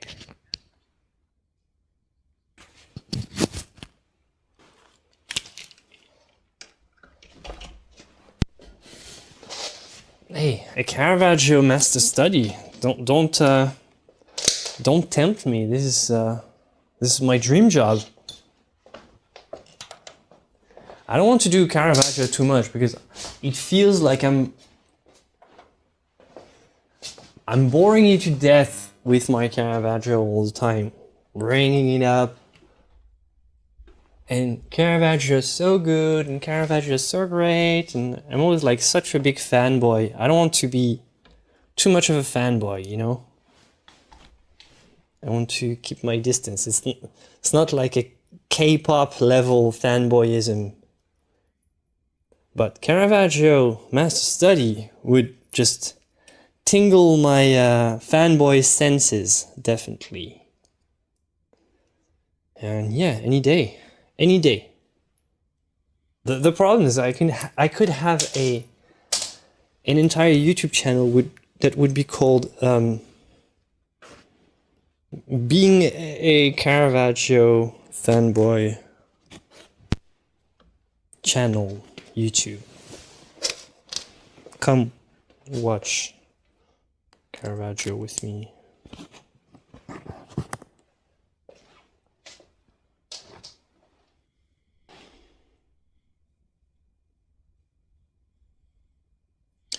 Okay, so to make this usable with paint later on, I'm gonna trace with this, clean the edges. I'm covering the charcoal here. I'm gonna put just the amount of detail that I need, and when I'm done I can clean the charcoal, and this will survive the brush.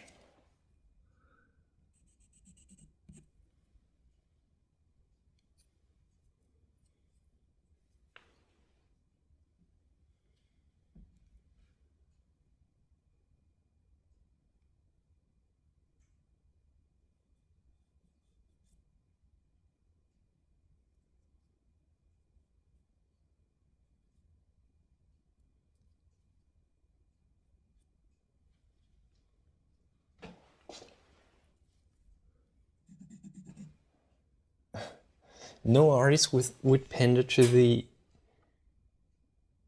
no decent artist would pander to the whims of rich people. I beg to differ. Like a lot of artists, it's been the definition of art.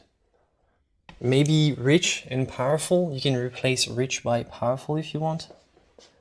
Like it's been the definition of being an artist for a long time. Like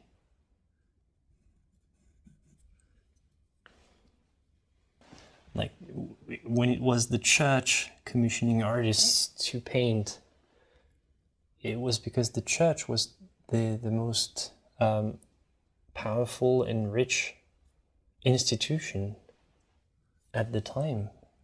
And then it became the bourgeoisie, and so Sargent painted them. And now it's the, you know, tax evasion, multi-billionaire club with all the Damien Hirst and stuff.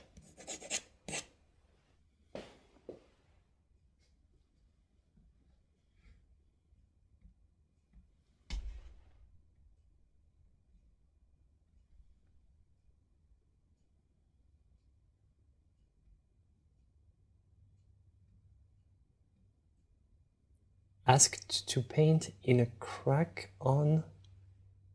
Paint in a crack?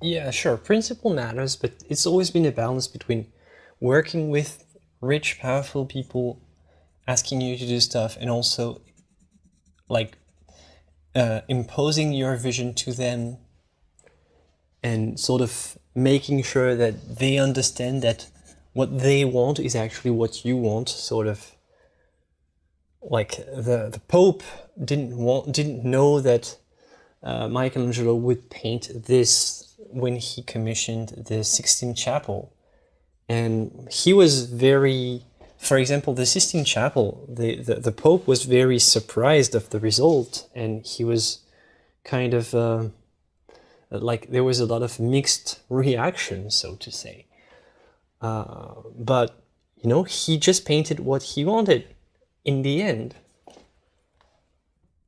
It's always been like that. It's always been a balance between what you want to do, what your vision is, and what your commissioner wants you to paint. And in the end, you have to find this balance.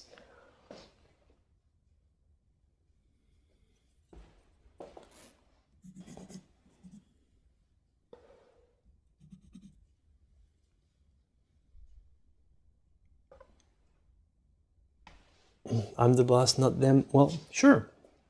Well, you can be fully independent, and that's what I am most of the time as well. It's just sometimes I've got a client, they want a nice, I don't know, a portrait of their daughter, for example. I'm not going to, like, most of the art that I make is dark and gloomy and stuff, but I'm not necessarily going to make the same type of art for them. And if the commission is really not in my field, then I would just say no. But if I'm accepting to work for a client, I'm kind of following the mood that they want, the kind of but still in the end it's still my vision, my color choice, my, you know, it's negotiation.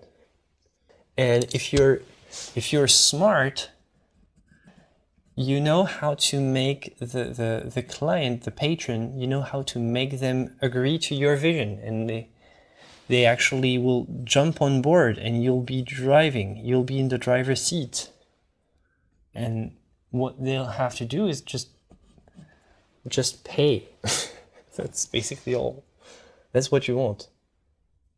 You want them to trust your artistic vision. If you don't have trust, though, refuse to work with anybody who doesn't trust you. But yeah, it's negotiation most of the time.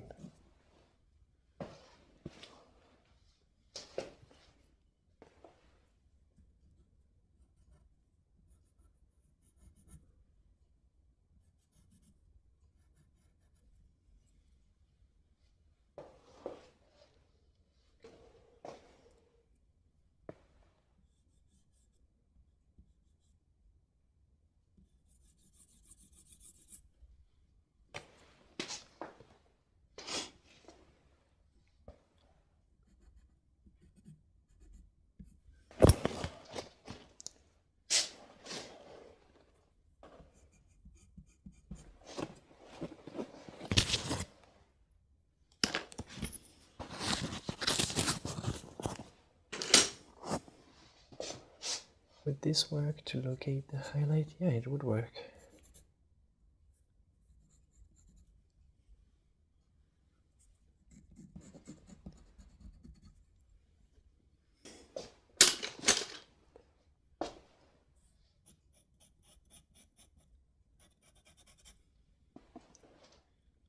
Yeah, mostly, yeah, you price per centimeter squared, basically.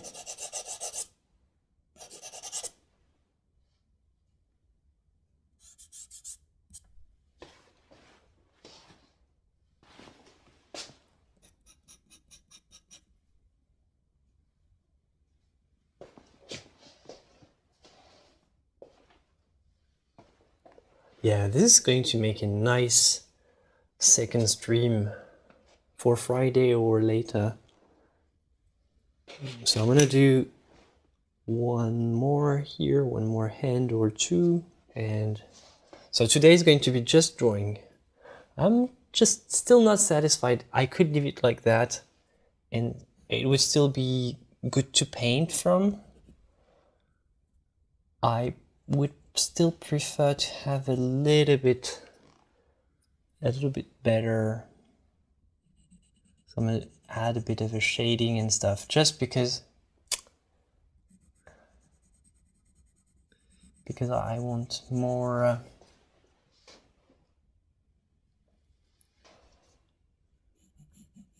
more precision, and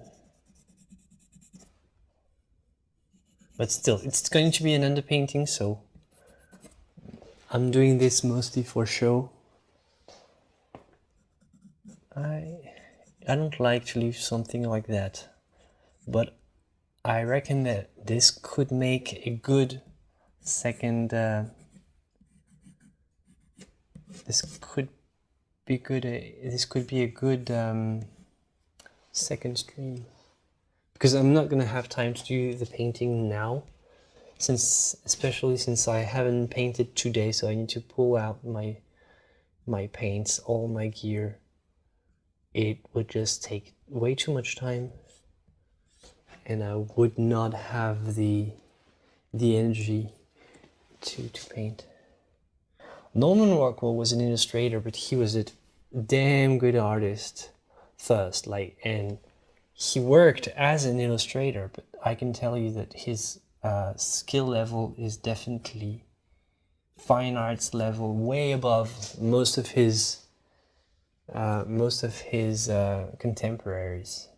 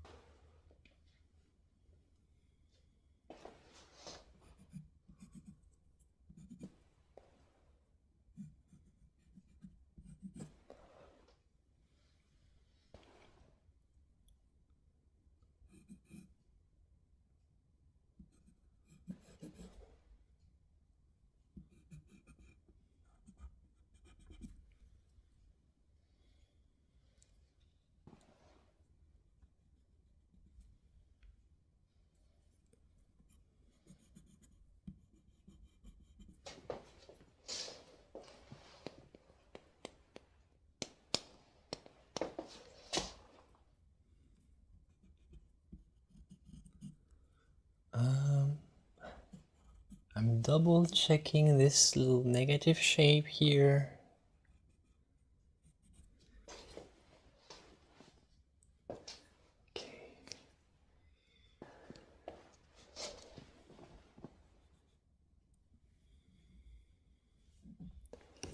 Okay, and this one, I'm gonna finish with this one. Okay, so here's a very simple hand design. I'm gonna try to make this one more a Sargent inspired kind of hand. So I'm gonna keep it like that. And during the painting phase, we'll just see what we can do with no reference basically.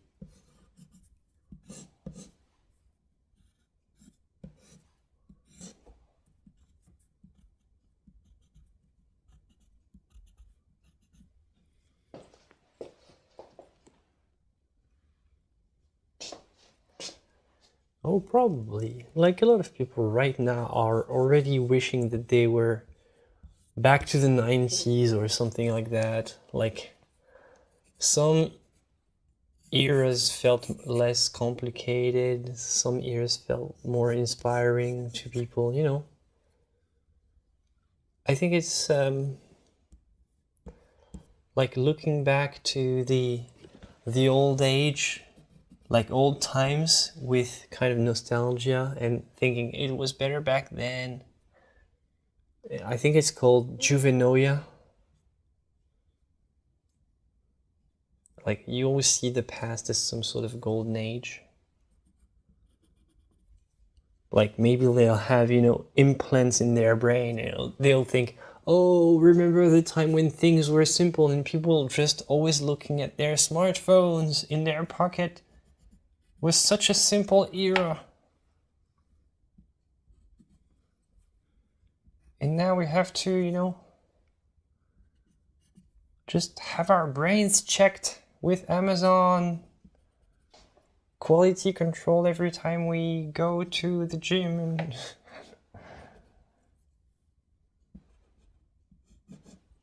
who knows? Who knows what the future will be?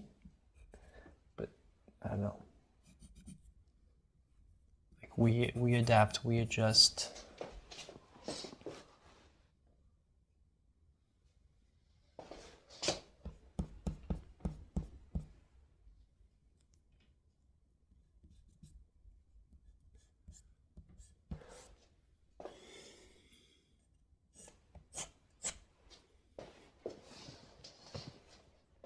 Okay, so this will have to be for now.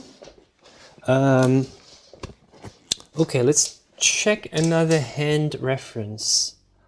Let's go back to this screen. So we had this one. Another artist you're thinking of that could be great for a reference? What other artists would you have in mind for a reference? What do you think? What do you think?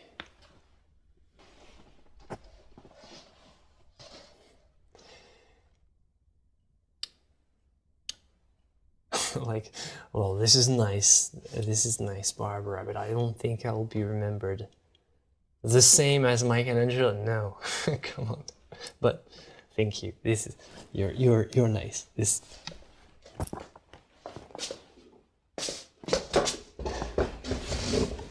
more realistic.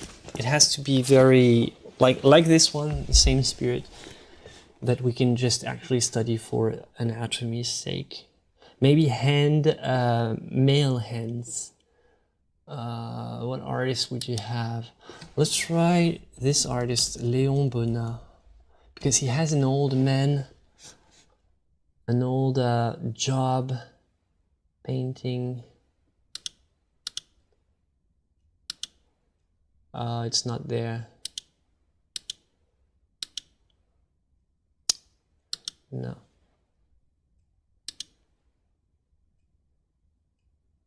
Okay, no. Let's see, maybe another classical Cabanel, maybe for male. I'm looking for masculine hands.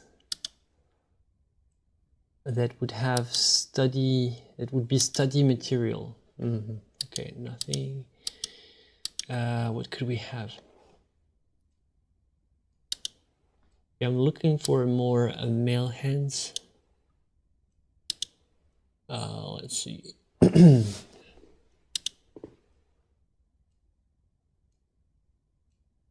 Actually, there is a male hand here, but let's see, what do I have here?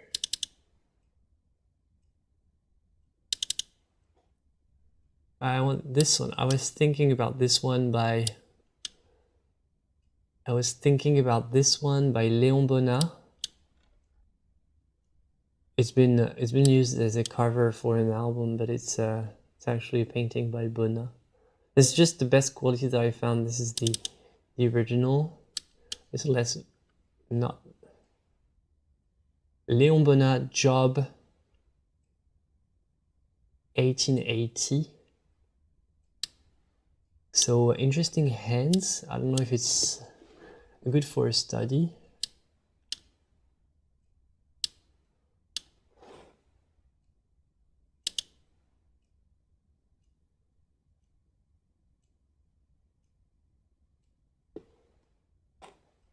It's not high definition though, so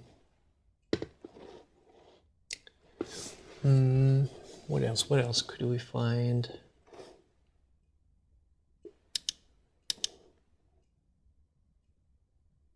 I see. Maybe something we could find here. I'm just looking through my Dali's hands. Let me think. No, some of Dali's hands, I'm not sure we'll find hands with Dali that I would want to try to work from. Maybe here.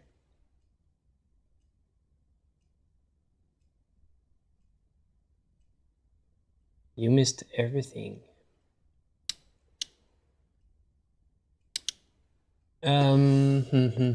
Hold on, because it needs to be sort of study material, and I need to have an HD quality that I can use.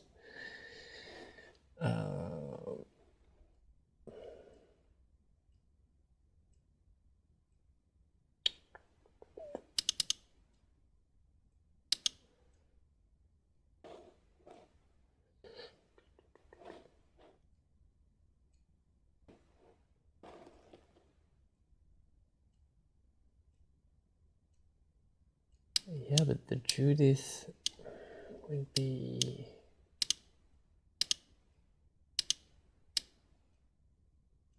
No, the hands are... I'm looking for male hands, and the hands of Holofernes are not great in this case.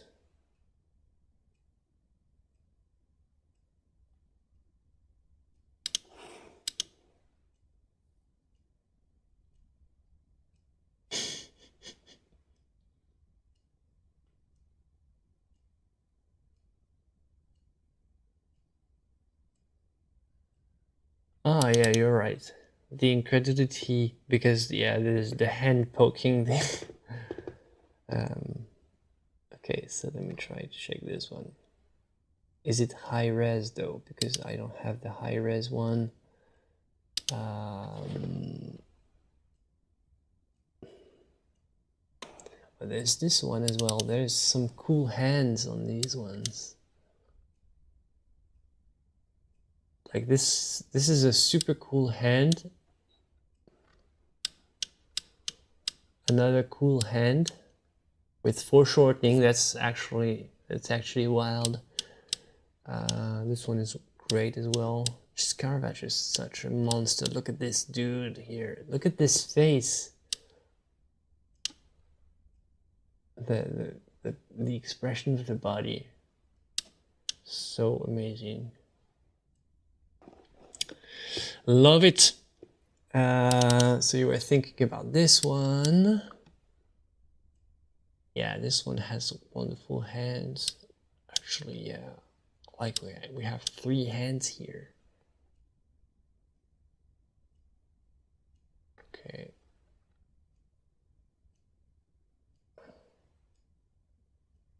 I don't know. I think the foreshortening one will be more. I think the foreshortening of this one, this Hand of Christ, will be more useful.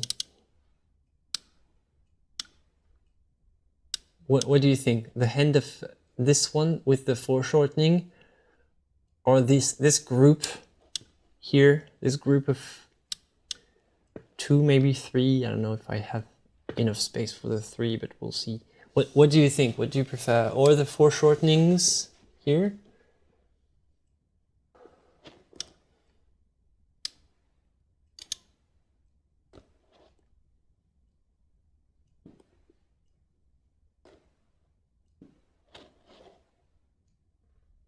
Your choice, your pick. The one on the right. I was very interested in this one here, though. Maybe I'll do this one here. Yeah, because this one looks tough, and the foreshortening is tricky. So I'm gonna start with this one here, a little one here. I'm gonna do a little one here, and I'm gonna do the rest later on. I don't know if you're still there, if you're still hyped. We'll do more. So I'll take a capture here of this one. I'm gonna take this little bad boy. And bam. And then exactly, but you can pay. You have super chat, don't you? I'm not sure, even for the super chat, that I would change my choice, because I think this is valuable for this, like, studying material. The studying value matters more than the money in this case. So we'll stick with this one. But what I want to do is change my little reference picture. Won't be long. What does putting things into place mean?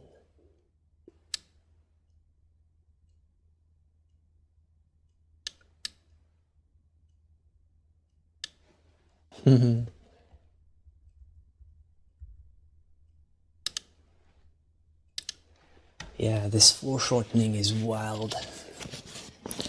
So much depth. Caravaggio is such a genius. Gosh.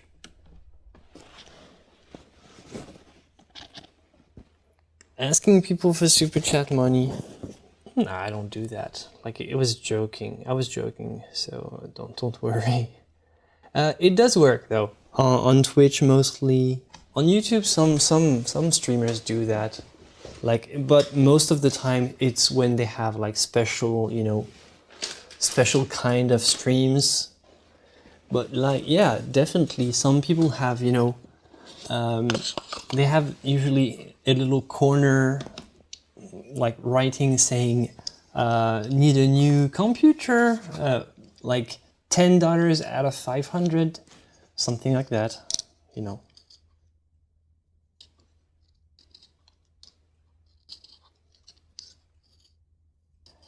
Well, in my case, I am just joking because, yeah, definitely I'm never begging for the super chat here. So it's just up to people's,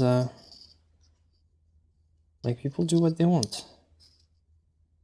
I'm not doing it for the super chat. They're appreciated, and I'm reinvesting the money into the stream anyway, so it's always appreciated. Like, it brings better quality for everybody. It's not like, even if I get 0 super chat and I get like maybe $20 every once in a while.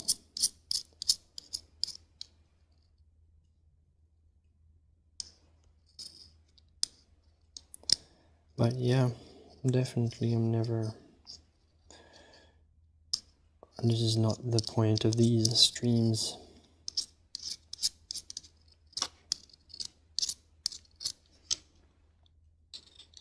Point of these streams is to... And I'm not doing this for charity though, mind you. I'm not saying that I'm doing the stream for charity. Most of the time when I'm doing this, I'm recording for, then I use the footage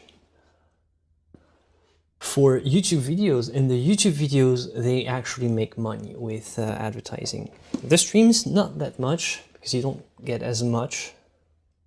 But let's say I make a video on how to paint hands in the future, I'll use this footage and I'll have it all ready to go. And I'll have my money, so I don't need my super chat. Actually, I'm gonna do this.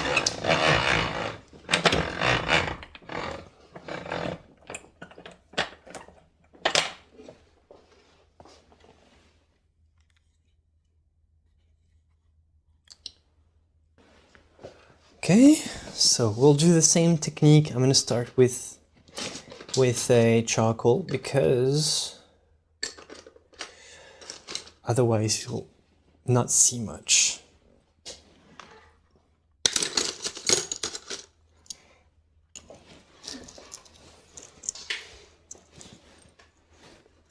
See you, Jasmine.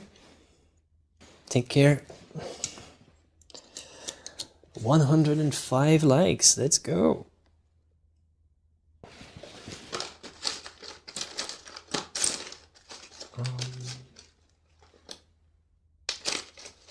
Okay. Okay.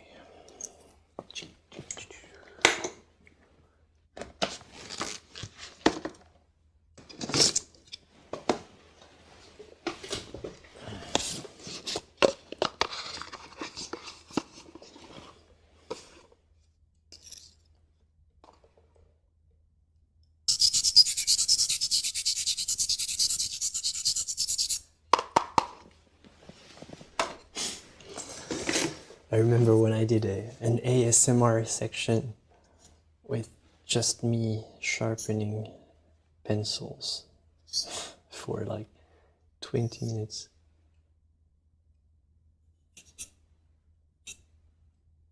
So here.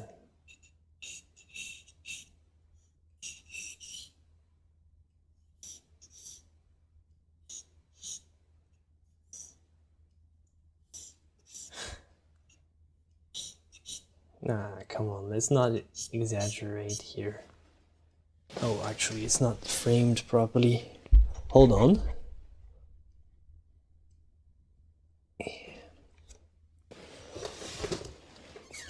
Oh, it's so good to have this kind of, perch thing here to bring my camera closer without it's not getting in my way. I never thought about it up until this point. It's actually a game changer. Like, there's just a little, like here, there's just room just right under my camera. And this is so unique because before I had a tripod that would just be just right under the camera, but I can put the camera here and I still have the place to move around. Such a game changer. Like the little things that I do, sometimes the small things can really make a big difference. Okay, so here this is all pointing like that. So this finger here is actually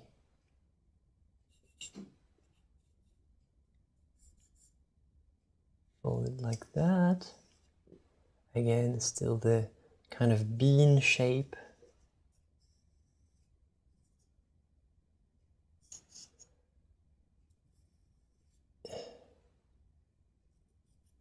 using the knuckles to create volume.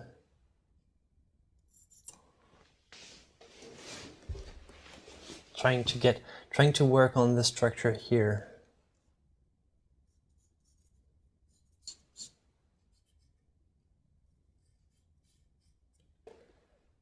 Okay, here. Actually, this one is bigger.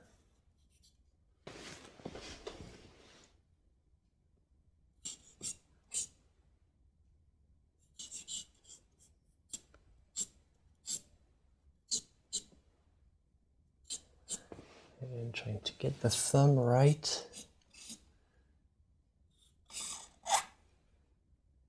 This charcoal is noisy. And also using the sleeve trick. I talked about how you can use the sleeves to provide a sense of perspective, which makes the foreshortening much more powerful, because there is actually a natural orientation of how the sleeve is folded creates a shape, and using this shape, the shape helps you guide the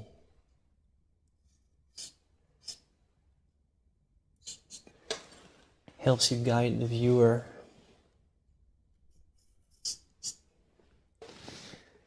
make it make sense. It's possible to do without. It just helps, like quick reading of what's happening.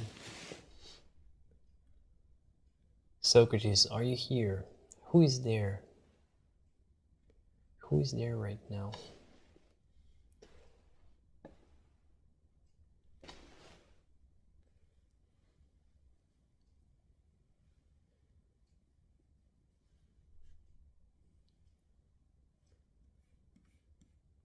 Okay, so this finger should be a little bit longer.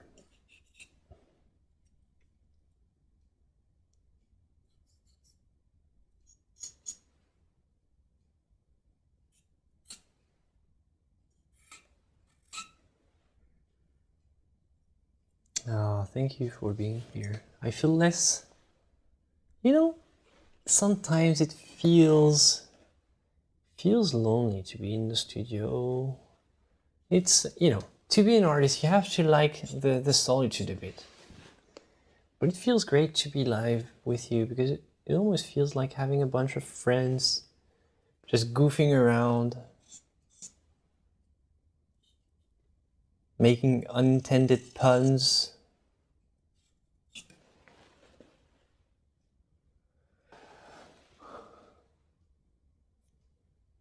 That's nice. Thank you. Thank you for being here. I think you can't say it enough.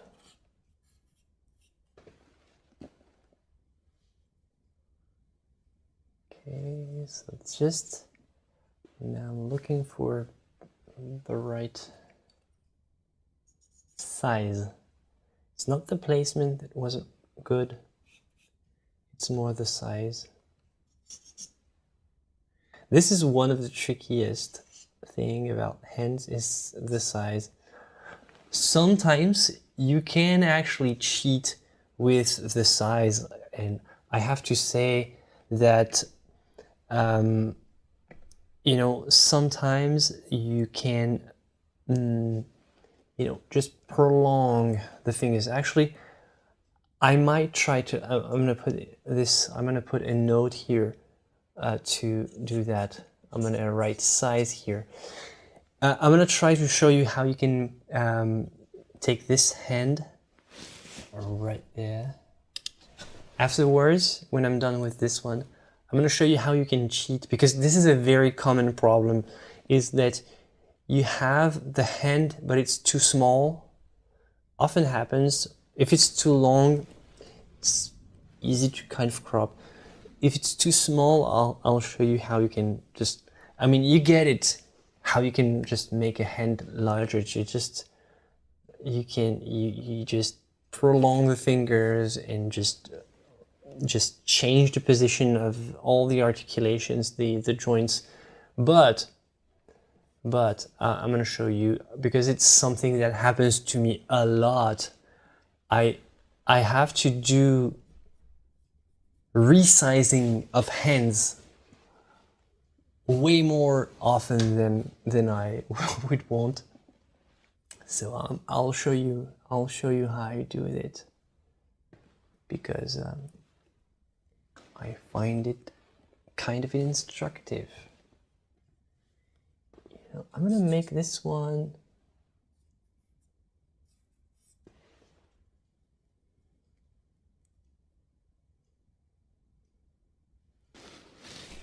Thank you for making these videos where we can gather together.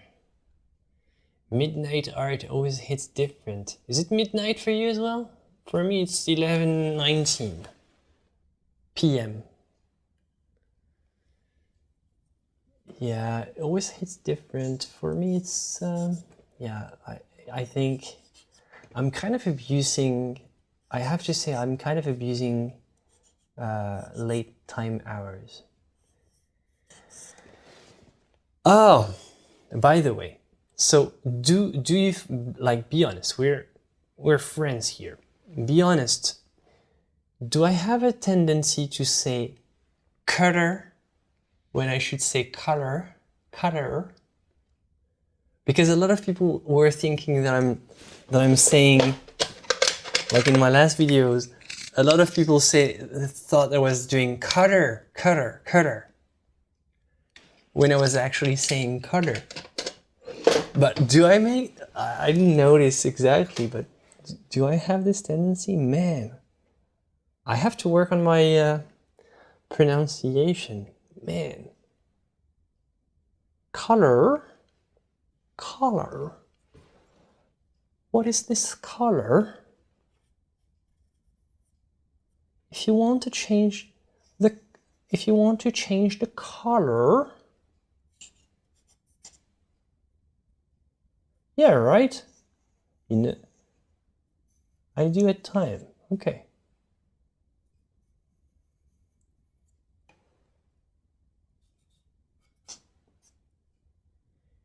I mean, even English speaking, like natives, sometimes they talk and they mess up the words. Like, you get the context.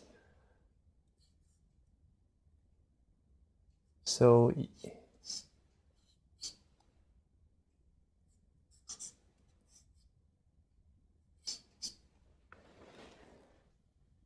okay, I'm gonna leave this Caravaggio hand like that.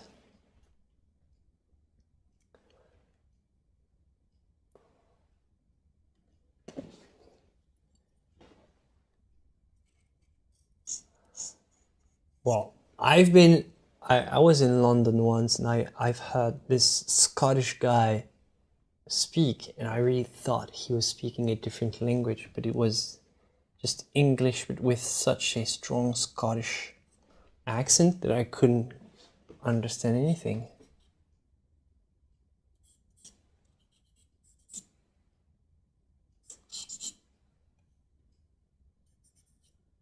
Okay, so I'm gonna do this Caravaggio like that.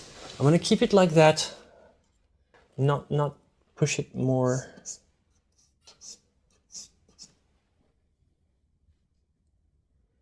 I'm not gonna do more. So like we have 1, 2, 3. Yes, okay. Let's do resizing, because I do think that this one, I would love to have all my hands kind of similar size. So let's do that. Let's change this bad boy.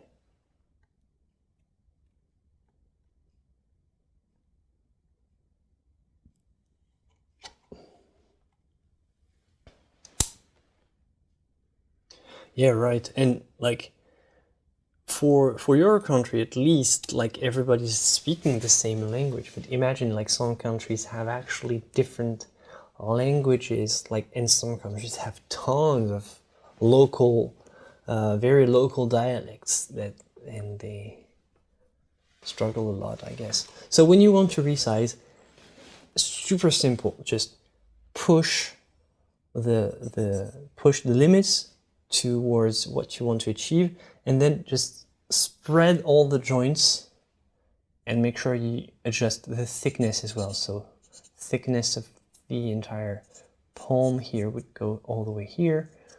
I'm gonna keep, for example, you choose joints that you'll lock into place. So these ones, I'm gonna lock them. I'm gonna lock the knuckles here, which means that this, the tip of the finger will be pushed there, and this, the wrist will be pushed there, and this also.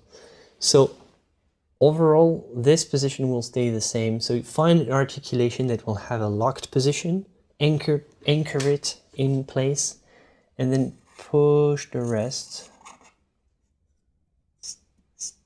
And when you resize, try to really keep this idea of the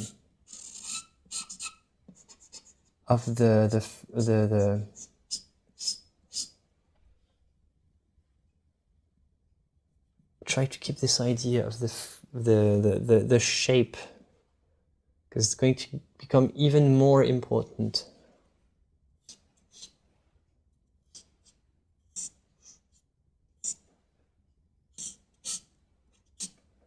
I'm keeping the grouping here.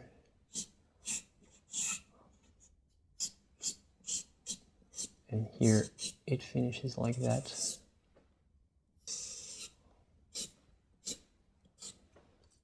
And there you go. And you remove the unwanted bits. So I'm gonna keep this one pretty sergeant-like. So I'm keeping it like that. But you get the point. And it's simple, right? But I just want to demonstrate this very, this very thing, because it might be useful. Maybe we'll make some cool footage for later, for a YouTube video at some point, we'll see. So yeah.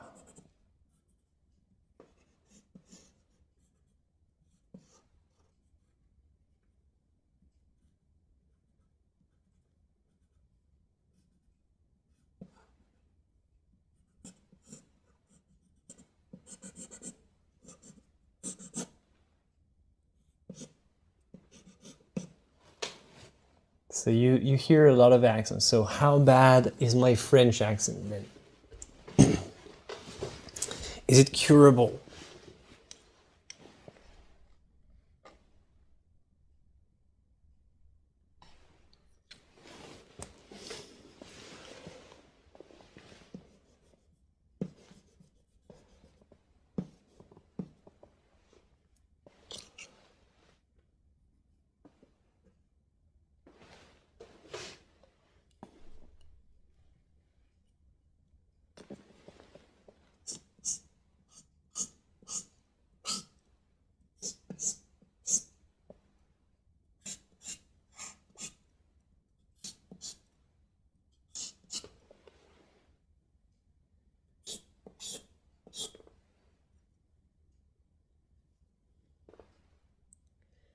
Harbor photography, yeah, I don't know. I don't make prints, but man, I know it would be good and all. Like Alpai told me, looking at his prints looks awesome, but looks like a ton of work that I don't really want to do right now. But yeah, I'm working on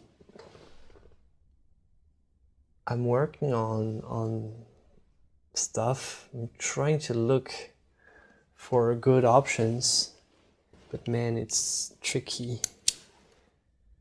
I don't know anything. I don't want to invest tons of money and have spend my entire week just shipping prints. So I've got to do limited edition like Alpai. But then the quality, it's too much pressure for me, I don't know. But I need to do it at some point. Need to do it. I need to get an assistant to help me with that, man. Okay, so let's do now. Let's go back. Let's do another one. Another Caravaggio. Caravaggio, da, da, da, da. And let's do, no, not.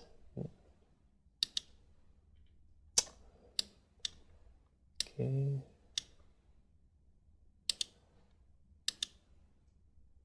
Let's do a capture. Snap. And now,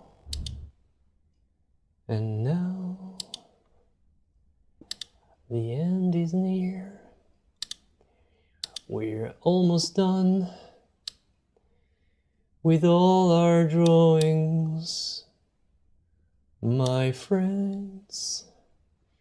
We drew some hands, we missed a few, but we did good here.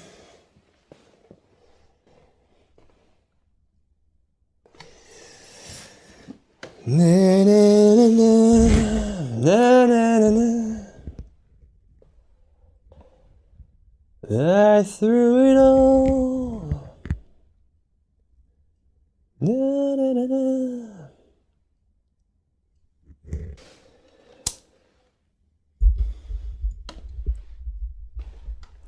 But we are here to do. I'm sorry, I'm way too comfortable with you singing like that. But I did it my way. Oh my god, we should make a Discord karaoke night.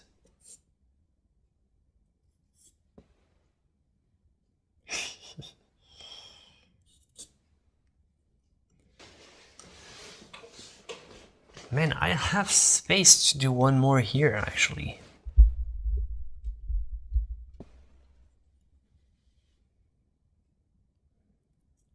So knuckles, I always try to spot the knuckle placement. Knuckle is here, knuckle is here, knuckle is here.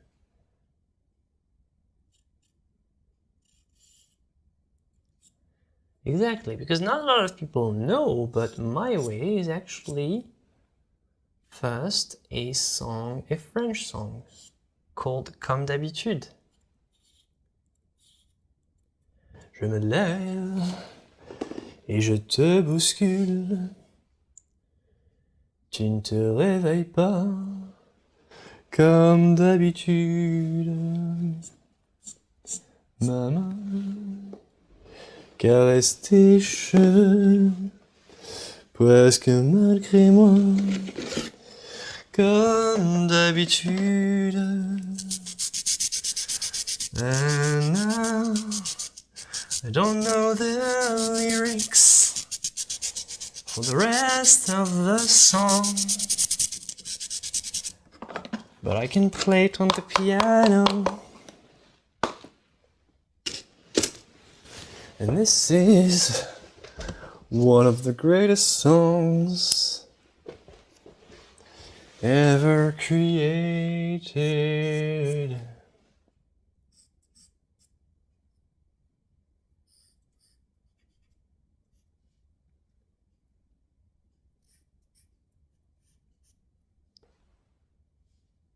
I cannot sing that in the Philippines? How come? Is that forbidden?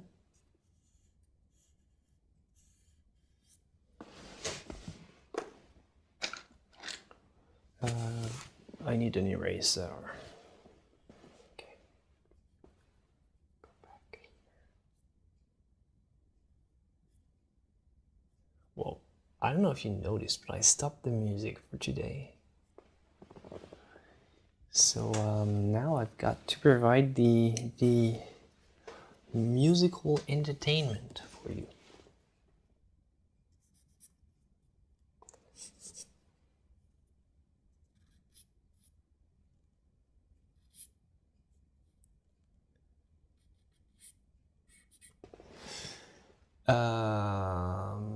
like the corners in a mouse, they are very, very crucial to get right. Like you want the position of the knuckles if you want the rest of the fingers. Even like here, for example, you want to sort of visualize when they're not visible.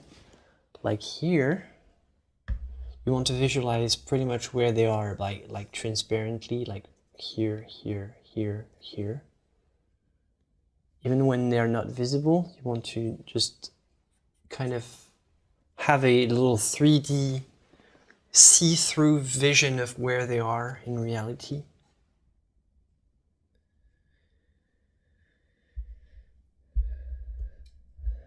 Sing it. Hey Socrates, do you sing in your taxi? Because I know that you do sketching, but maybe you have other talents and you also sing for your clients.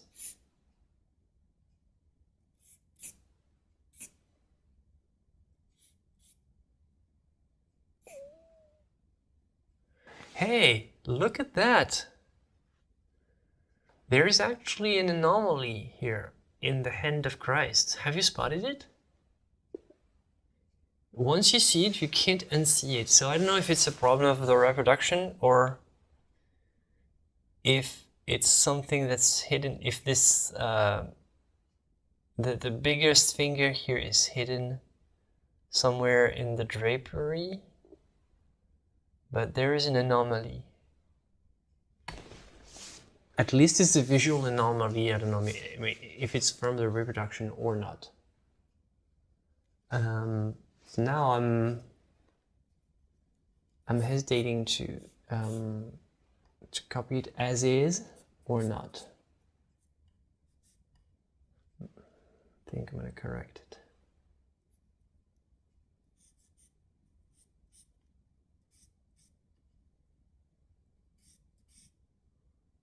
Yeah, once you see it, you can't. Yeah, the ring finger is too long, definitely. And the position of the knuckle, it can't be due to the perspective. So I assume it's either because the shadow starts here and something from the shadow is blocking the view of where this this major finger is supposed to end up. But the ring finger is maybe a little bit too long.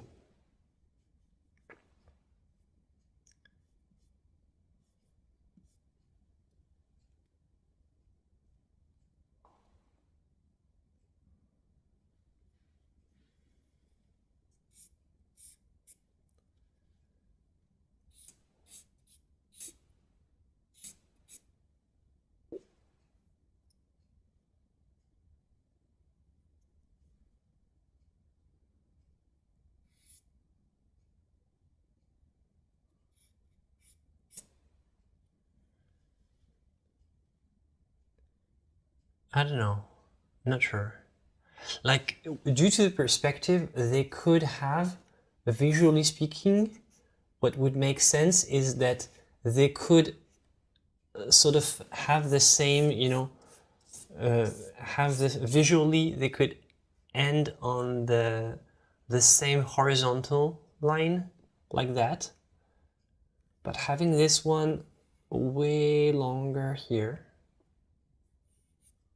seems kind of strange to me, though.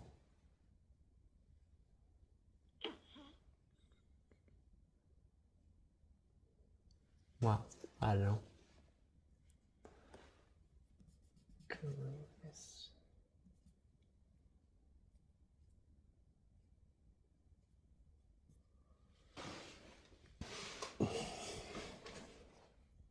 You know.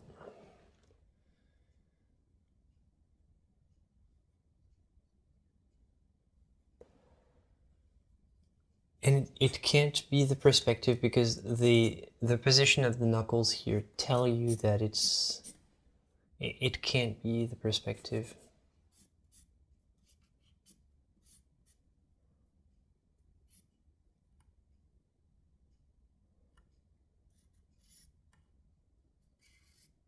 So I'm gonna just make a slight correction in the spacing here. But you can also see here a nice example of grouping that we talked earlier, making it look very cool.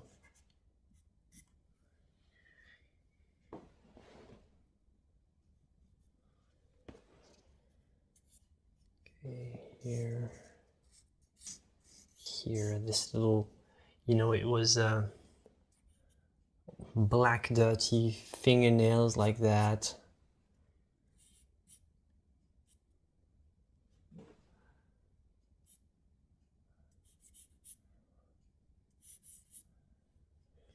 It was very, very shocking at the time, because you were not supposed to represent the saints as, like, you know, your old, like people from, like, any type of peasants from the streets.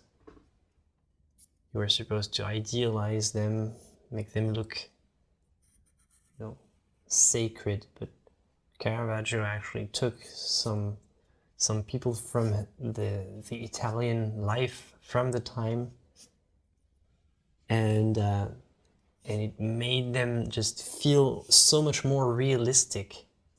So it was much more powerful in terms of image.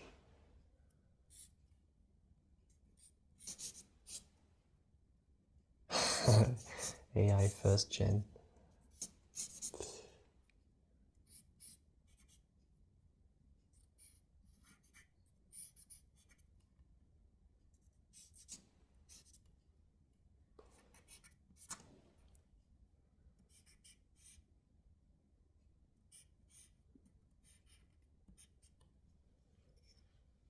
Yeah, the Virgin Mary especially because he was, okay, he was sometimes using prostitutes as models. And yeah, this was kind of shocking, but this was so real. And it made such an impact on people because of that, because it was not just, you know, with the Botticelli, if you see one Botticelli, you've seen them all, basically, because they all look made from the same mold, the same idealized canon. But when you see a Caravaggio, you see people. And it was just, it made people connect to the paintings in a manner that has never been achieved before. And this is why he was able to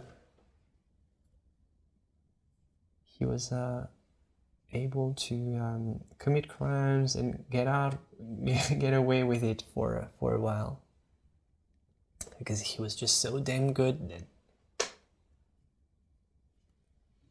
he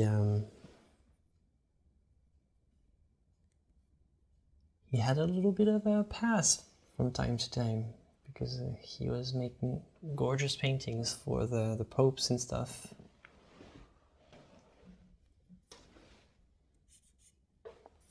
Paintings that were never seen before, and that I think will,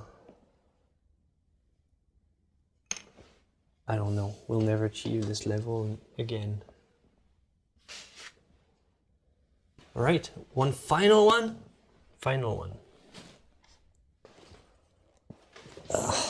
Let's finish with, let me see.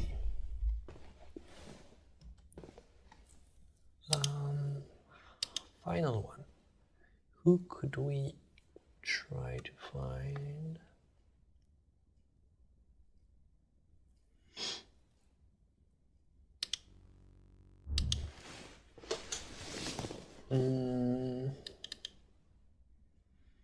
So what do we have here?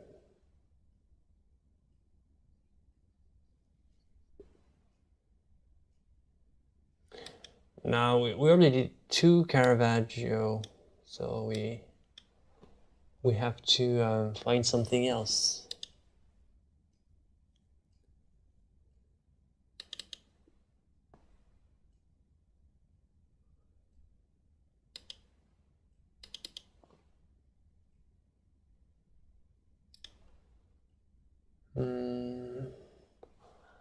This is Gustave Doré, by the way, what you just saw.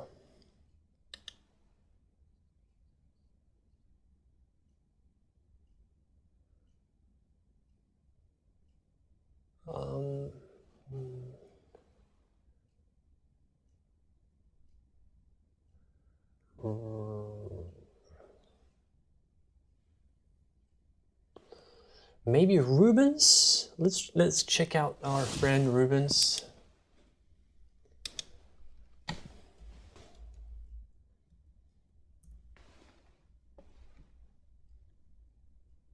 Okay, maybe we have hands. Actually, he did a lot of studies. This one is my favorite by Rubens. This portrait study is absolutely mind-blowing. When you see how much paint there is, it's actually not a lot. And he achieved such a wonderful array of emotions, all in the same painting. It's crazy. It's just a study, but it's just stunning. Always love this one. Okay, let's see. Do we have some nice hands here? This is not Rubens. I don't like that.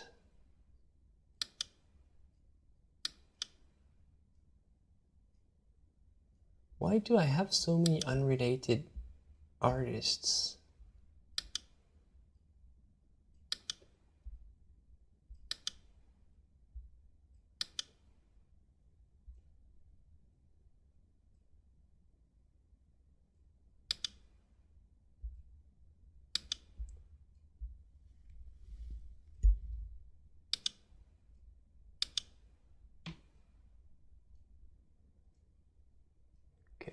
Looking for a hand. Maybe like a nice hand here.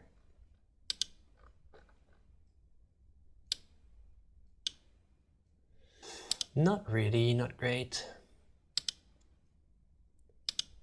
Oh, nice hands here, maybe.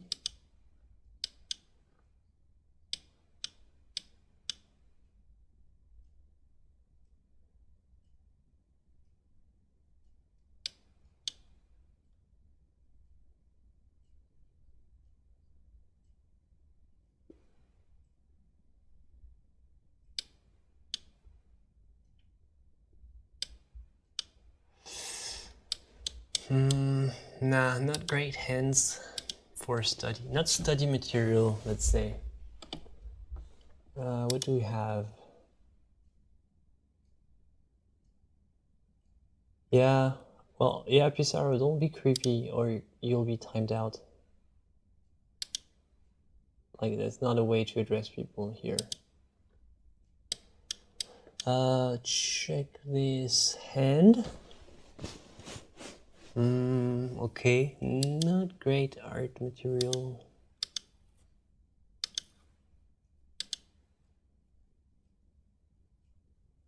Yeah, thanks for modding. I've got a good team of mods here. Nice. Rembrandt, maybe? A Rembrandt hand would be nice. Can we find something?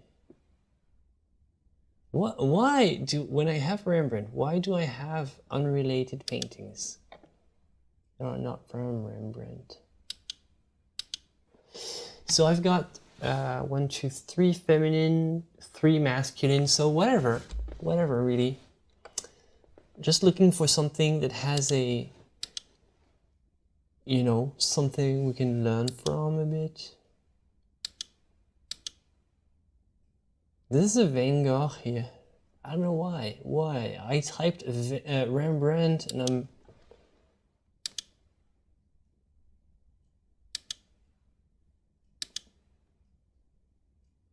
Here, there's an interesting hand.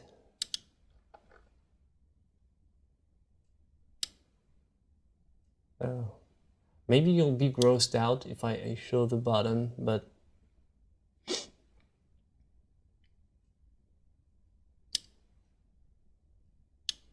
Okay, well, this one is cool. This hand holding the...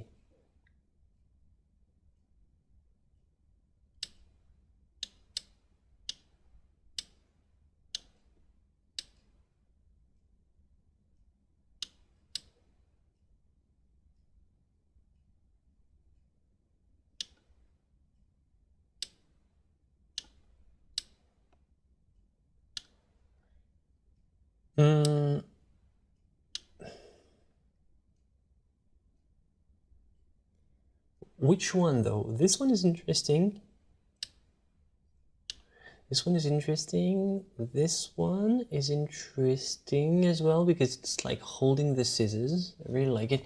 Actually, yeah, I'm gonna go for this one, holding the scissors. I'm gonna take both. I'm gonna take both in my screen capture. There you go. Snap. And yep. And I'm gonna finish with this on top. So change the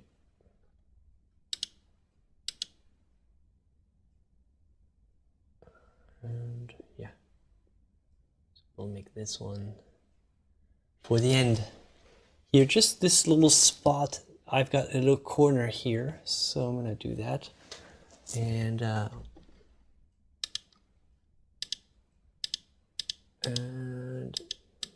this one. Right. Like that. Perfect.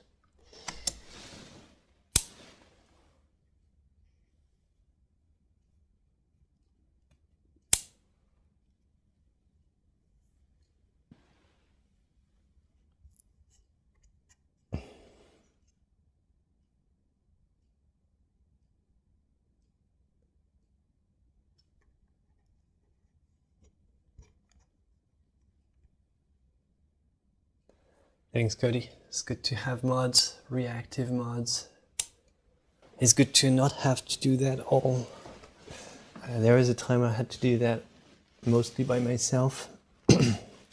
Didn't have many trolls, but you know, it's always annoying to stop what you're doing to just deal with that.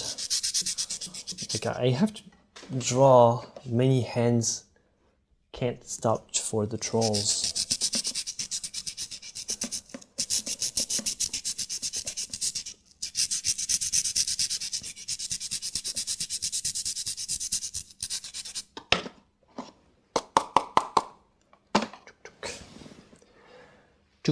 So, final hands.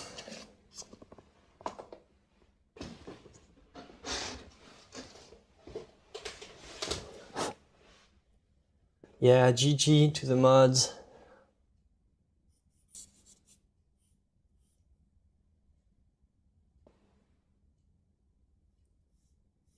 Yeah, it's just annoying because it takes you from takes you away from what you're doing to deal with, you know, unpleasant stuff. And it just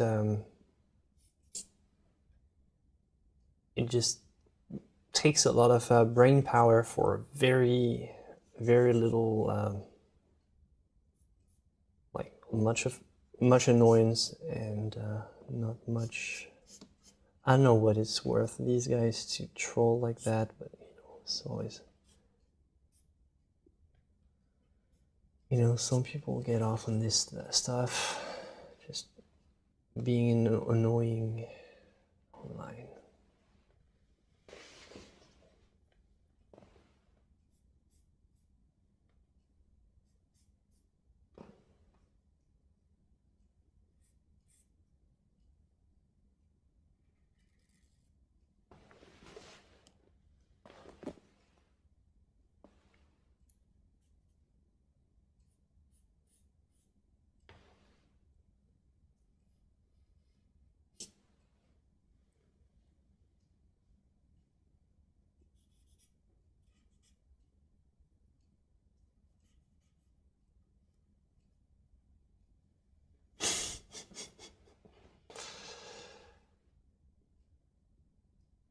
Did I say that?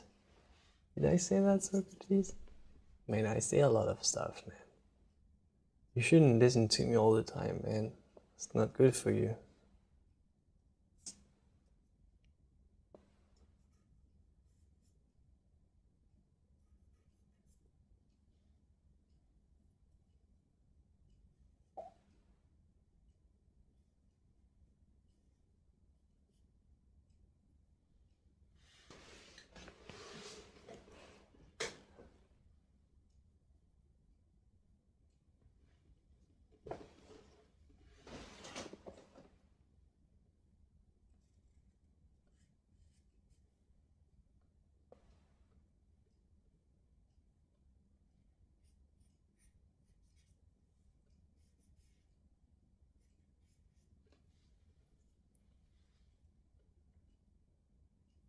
Yeah, it's always been good fun, Socrates, definitely. I never... Did I say anything once? I don't remember. Maybe I said, like, jokingly, I said, okay, behave, just to be amusing like that. Sometimes I say that. What I say.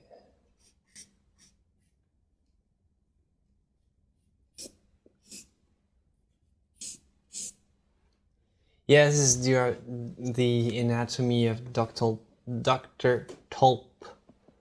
Man, I didn't realize my canvas was moving. It was kind of shaky all the time. I didn't even notice. It's just because I didn't I framed it too high. But whatever. Okay, I'm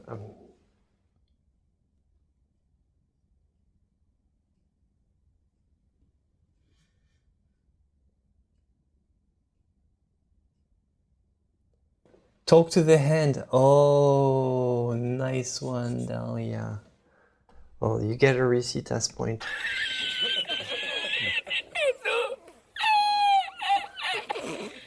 You deserve this one. You worked hard for this one.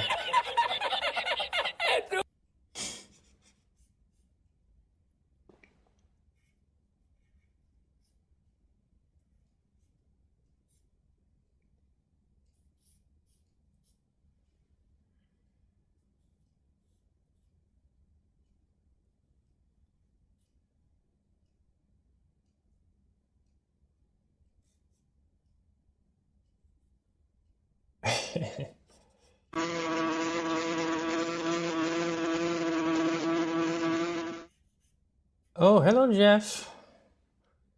Long time no see, no buzzing. I don't know.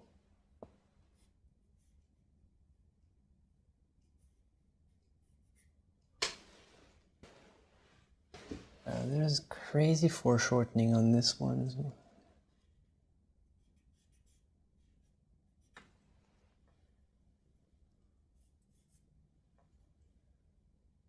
Well, there's tons of good hand references, so.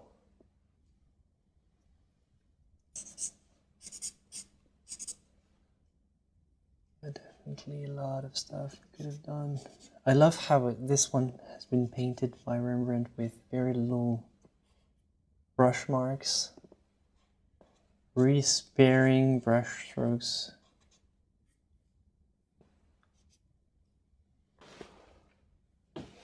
In this case. Okay, yeah. I'm done. And bam, voila. Yeah, for this painting, yeah, definitely. Apparently, there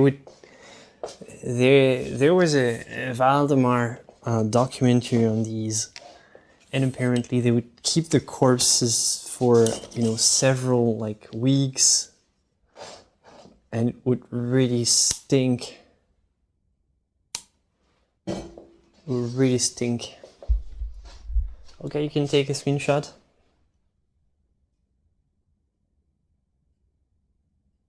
I'm waiting.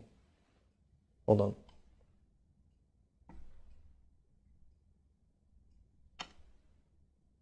Screenshot taken in the Discord.